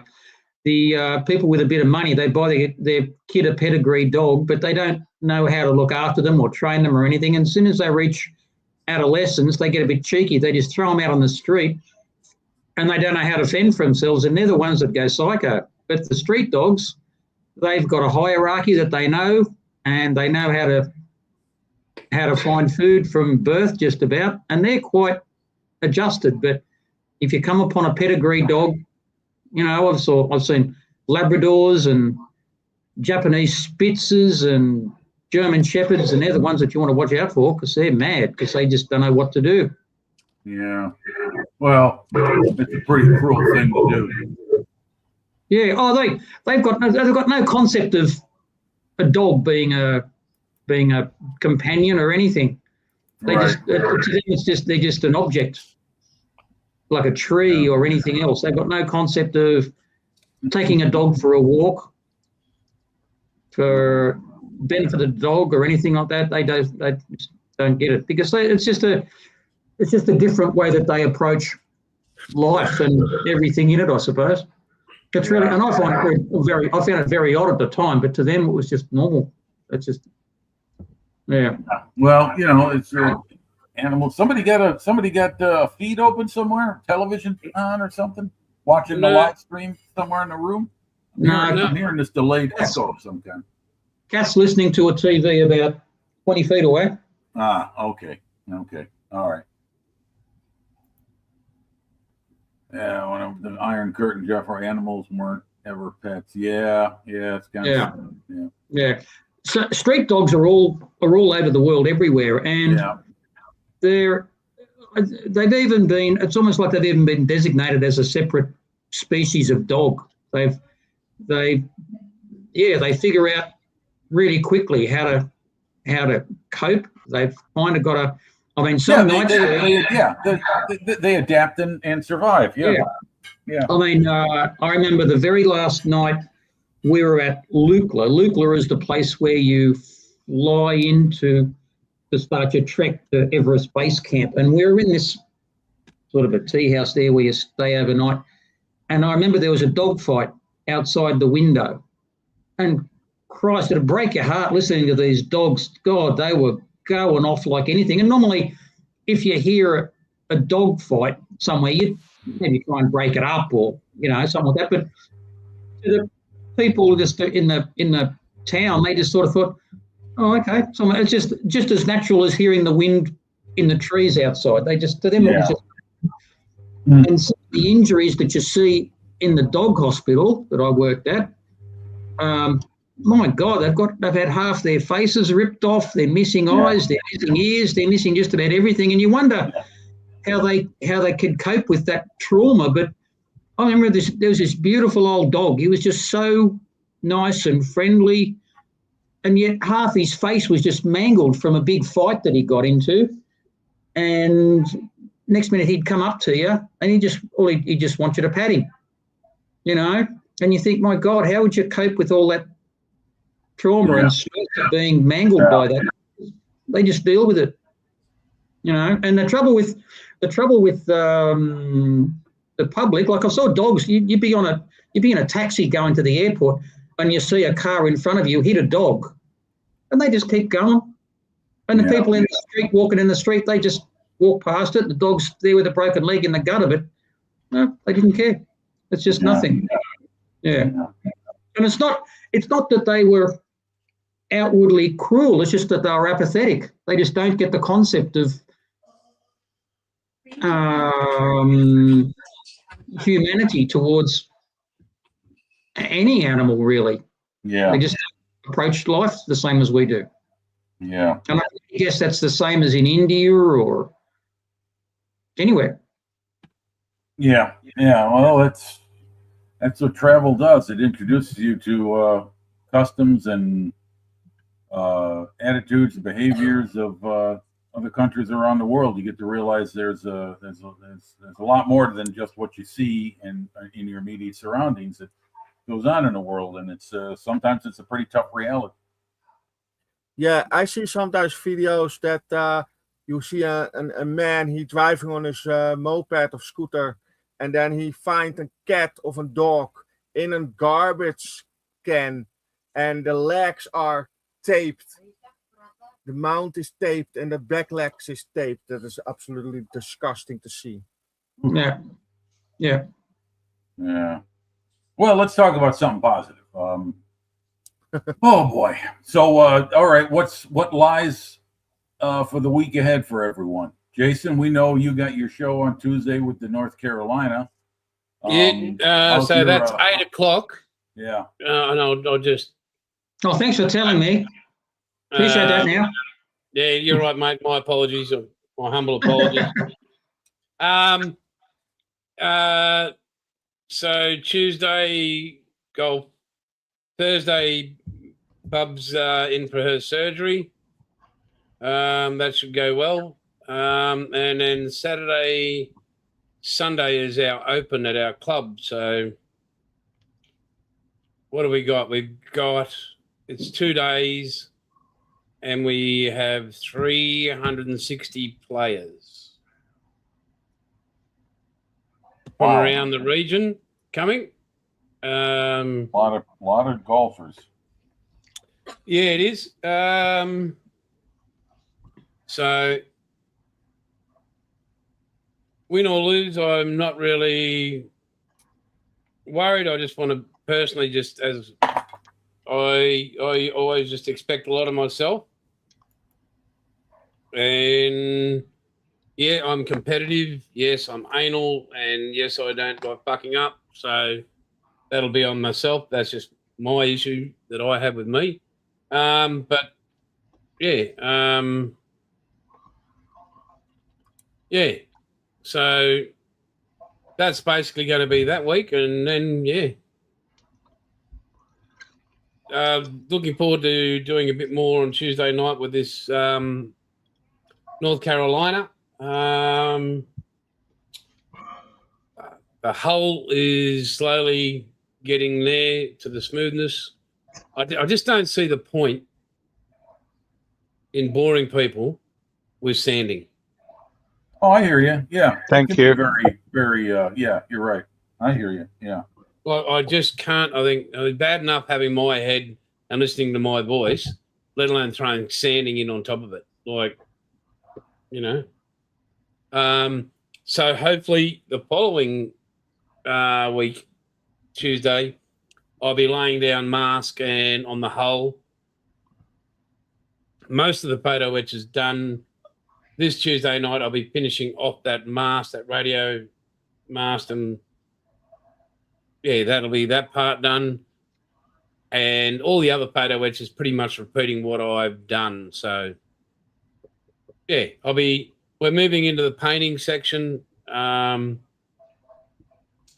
And just the little odds and ends like your life rafts and little incidentals. Yeah. So, yeah. Yeah, things that the small details. Yeah, so people, the smaller details. I can point that out to folks. Yeah. I can point that out as I go along. Joe's gone this last week. Hang on. Devil's Alley came away even par. I know, mate. I know your feeling. I was last Saturday. I was on in 2 and 3 of the four par 5s, and made 1 birdie. And I also made 2 bogeys. So yep, I know. Yeah, but well done, mate. Well done. You're a legend. Jim, take over there, big fella. Ask away. What? What am I doing this week? You mean? Oh no, you just take control, young man. Of what? Dom, Jeffro, Chunk, Paul, yourself. Oh, yeah. Hello. Well, okay. Then we'll go beauty before age. Paul, what are you doing this week? As little as possible, as usual. Registering the car this week. So all the boring stuff. So I already have the green slip, or the pink slip, sorry. So that'll keep me going for another 6 months. Are you talking about vehicle inspection? Yeah. I see. I have this piece of paper. It's not as casual as in Queensland, Jason. Let's see that again, Paul. Put that up to the screen, Yeah, please. There we go. Okay. It's a safety check. Just so was that Jeffro? You could drive. Total stranger could drive your car. Rego's a little more complicated and traumatic down here than what it is in Queensland. It costs us a lot more money and a lot more pains in our bottom. Right. It's $51 for a mechanic to look at it. Now it has to be inspected by a mechanic in order to pass this every certification? year. After a certain age, if it's within about 3 years of its birth, it's fine. If it's 5 years or younger, you don't get an inspection on it because they assume you're getting it serviced to cover yourself with the warranty. Okay. And after that, it needs an inspection. It's a roadworthy, basically. Yeah. But we don't do any of that. We do none of that. It's called an MOT. Yeah. Right. They just take my money every 12 months. That's it.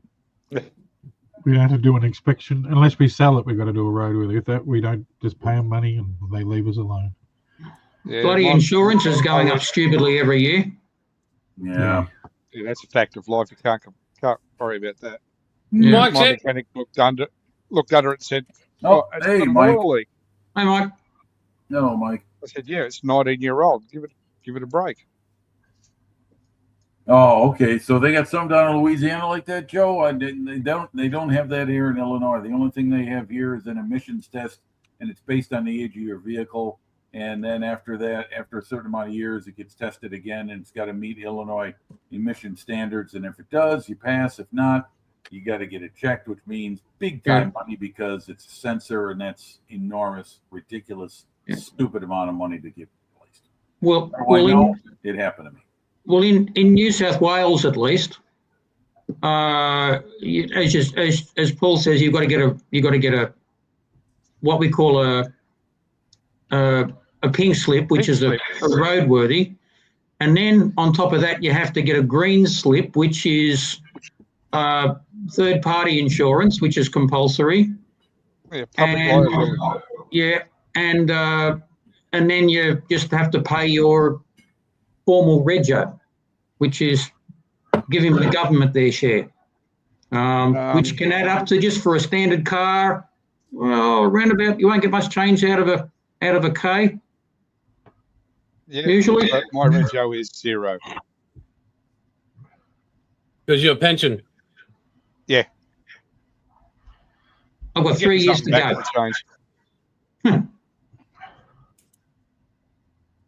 Oh yeah, Jeffro, you got a birthday or did have one coming recently?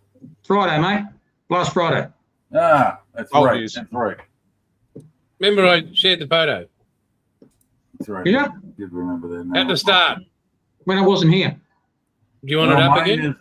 Mine's tomorrow. Oh yeah, see, 62. best people in August. I hope you make it, Chip. Yeah.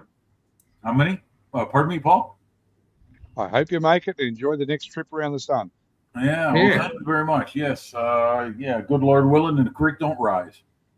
Yeah, yes, I've heard that one for a while. Yeah, that's one I've been. Well, we haven't had that much ago, and time I yet, liked Jeffro. it so much I adapted it. So, okay. So, Jeffro, what do you got coming up this week? What you doing?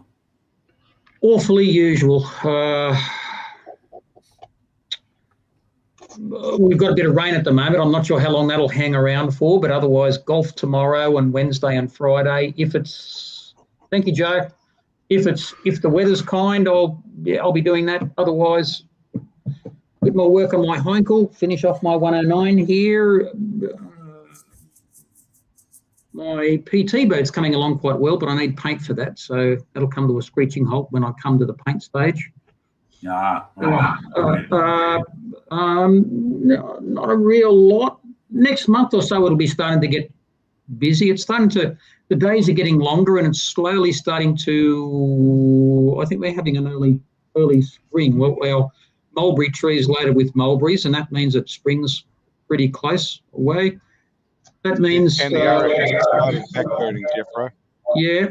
And that means I can start fertilising and watering my orchids again. That'll keep me busy. And I've got to top dress my lawn. That's the first thing I do every spring, and that's kind of labour intensive. But for this week coming up, nothing out of the ordinary, just sort of modelling and golf, really. Yeah. That's it. All right. Dreadfully boring. Chunk, what you got coming up this week? Just more work? Oh, I'll try not to. That's what I want to do. I don't really want to do another. No, probably. I might go up tomorrow and do a bit. I'm waiting for stuff to turn up. That's the reason I stopped the hardware place we get stuff from. They're hopeless. They bring bits and pieces. So I told them not doing anything until it turns up. So it may have turned up Friday. I finished at 2:00 Friday. It wasn't there. So it might be there. If not, no, actually I was there Saturday. I had to go up Saturday and pinch a bit of timber. I don't think it was there then. So, but yeah, pretty much that. Okay. And all right. Don't get at the bench. Try to get at the bench. I'm trying to get at the bench, but the problem is I'm in my shed more. I've got the fire and I'm spending more. So I've got to get the permit to build a new bit on the shed to put all this crap out there. So. Oh, that's right. You're adding on to that, right? You're making another wing. Building a whole wing. Yeah. Yeah. So hopefully then all this stuff won't be inside, and because I only come inside to sleep virtually, so that's why most times I'm not on if I'm not at my sisters or doing something on it. So I've got to get me act together and get that sorted. So, but apart from that, not much. Okay, all right, Dom, what you got this week? Oh, What I go to do this week? I go this weekend. I go building my model today and prime it, and later in the week I do him in the color, and then the rest of the week is basically modeling and do my other things, my normal daily things. Okay. And Tuesday and Friday my new videos, and Friday afternoon my live stream. Yeah, that's right. That's right. Yeah. Yeah, I was going to say, Terry just put up here Friday catching up with Gary. Yeah, GB just put out a video last week, I believe it was. He posted something. I haven't watched it yet. Post build. Yeah, that's right. It's out there. I got to check that out. So, and Stu's signing off. He's got to go. Thanks for the welcome. I'll tune in live again when work allows. Okay, Stu. Thanks. See you later, Stu. See you next time. See you, Stu. It's always good to have another Bailey around. Yeah. All right. Yeah. Yeah. We get it helps to water down the one that we've already got. Yeah. We can't have enough Baileys, So, and Mr. Bailey, we know what you're doing, and what am I doing? I'm living the life, trying to avoid expenses as much as possible. And in the meantime, later today, going out with going to meet my sister and my best friend for a birthday meal, and then tomorrow's birthday, it's gonna. Supposedly no rain tomorrow. Fingers crossed. I may actually get back on the bicycle, but it doesn't look good long term for rain forecast around here. But that could change. We'll see. But it hasn't been. We haven't had a dry day in over a week. So it's been quite a spell of rain. I never thought I'd live to see the day that where I'm at in the Midwest is got more rain than the United Kingdom.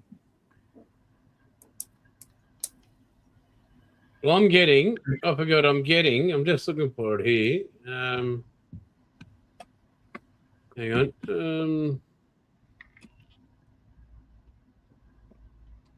I'm getting a Cox Baby B 0.2, 0.5 engines, gas engines.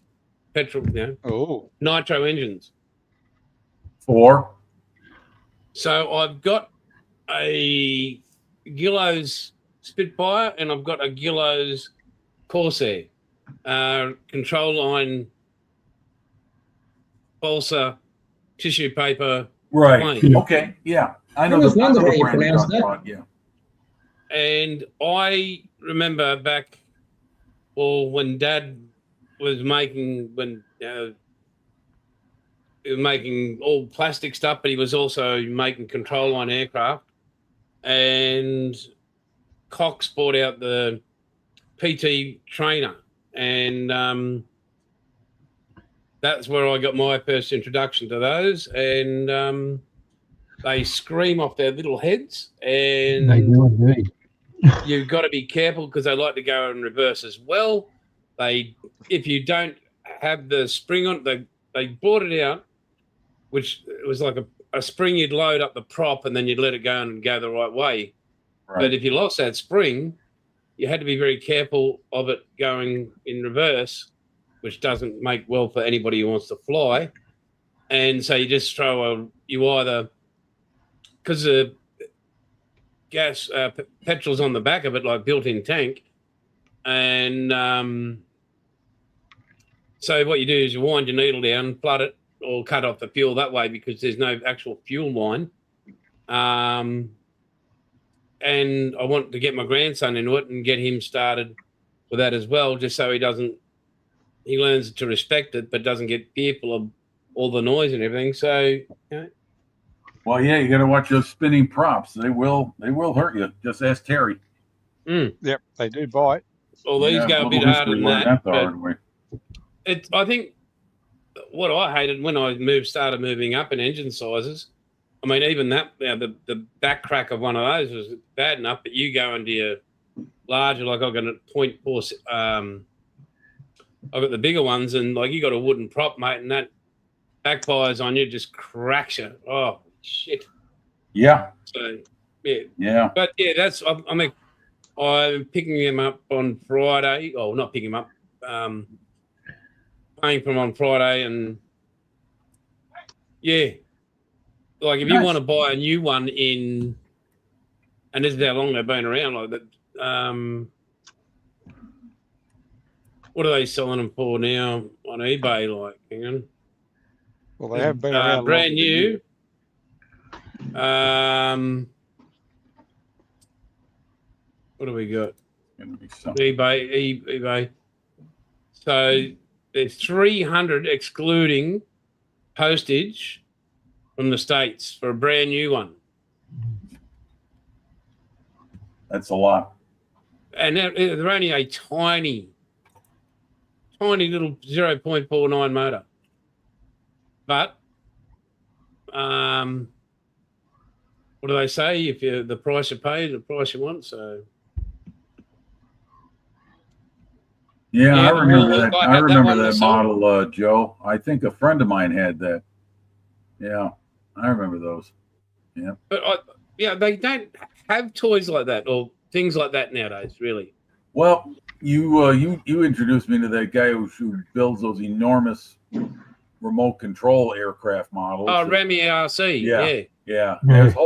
There's groups of people who do it around here all the time. There's this one group I watch that they're somewhere in central or southern Indiana, and they get together and they fly these things on all through the summer on weekends. And yeah, it's incredible size aircraft, World War I planes, jet era stuff, just the weirdest airplane. And some of them are enormous and some of them are just regular size, so yeah, it's amazing. Remy's taking it to a whole new level, but yeah, I agree. Yeah.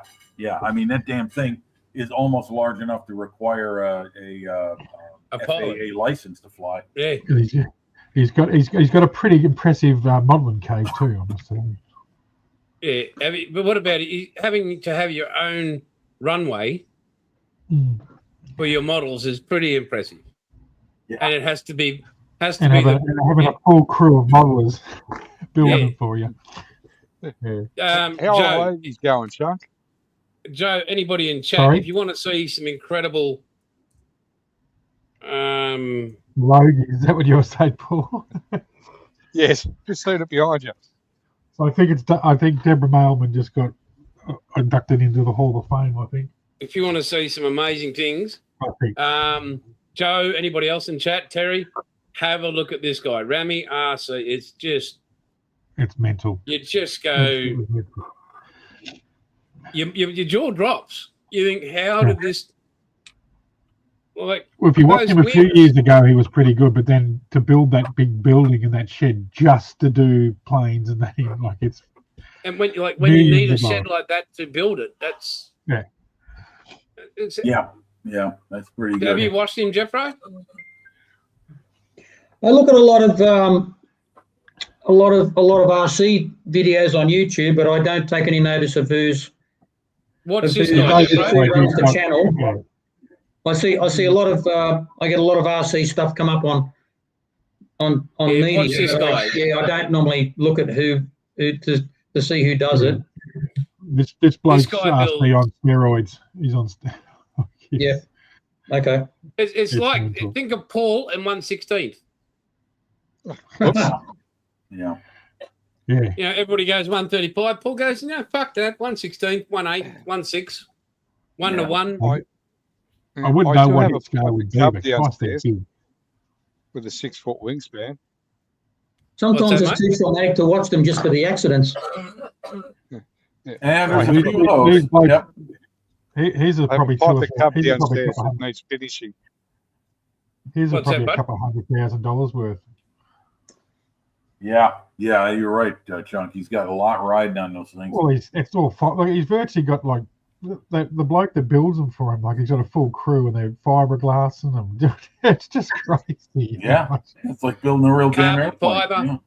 Oh, they're just huge. Well, that one he built out the carbon fiber one. Like, God Almighty. You got to see it, Jeff. To witness it, you've got to. Yeah. Okay. It just literally your jaw drops when you see these things. I mean, if a man can straddle his.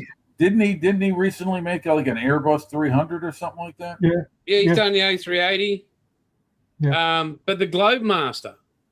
Yeah. Oh, Remember, he's sitting on top of the fuselage, driving this thing around, like. And here it is. Okay, all right. I'll put and that the on. undercarriage is all machine milled in Germany, like. Yep. Unbelievable. Yeah, he's a multi-millionaire, and that's his hobby. Yep, that's his hobby. Yeah. Well, you got to be a multi-millionaire to afford that. It's like those guys. Yeah, but it's like his house is ridiculous, and then his shed was ridiculous, and then he built this new shed to put all this. It's just, oh, God. Yeah. I hate him. Take care, Joe. Right, Joe. Okay, Joe. Take care. Yeah. See you tomorrow during Mikey's stream. Bearded Veteran creates 6 a.m. Central American time, 12 p.m. UK time, 9 p.m. Queensland time. So what do you say we wrap it up, Jason? Yeah, I'm thinking that's the exact thing. We're just going to wait for Jeff Bow to return to the fold. Okay. We can't just sort of leave him hanging there. Yeah. You know, imagine we go and then he comes back and everybody's gone and be like, wherever we go. Everybody go. No, he didn't say goodbye, you know. Oh, yeah. So I am going to add to this channel, and just to see if it happens, buy me a copy. Yeah. Do it. Yeah. Just, what do they say? Every little bit will help. And if people want to do that, that'd be fantastic. You don't get anything special except our ugly mugs on it every week. And I know. Well, you know, the old saying is a good deed is its own reward. So, and Chunk, Chunk doesn't have to work. He just does it for fun, shits and giggles. Pretty much. Yeah, it's like, oh, geez, what do I do with this other I fucking hate it. 500,000? I hate it. I really do. I'd rather spend every day in my shed fucking around than going and working for some other prick. So. Oh, here he comes.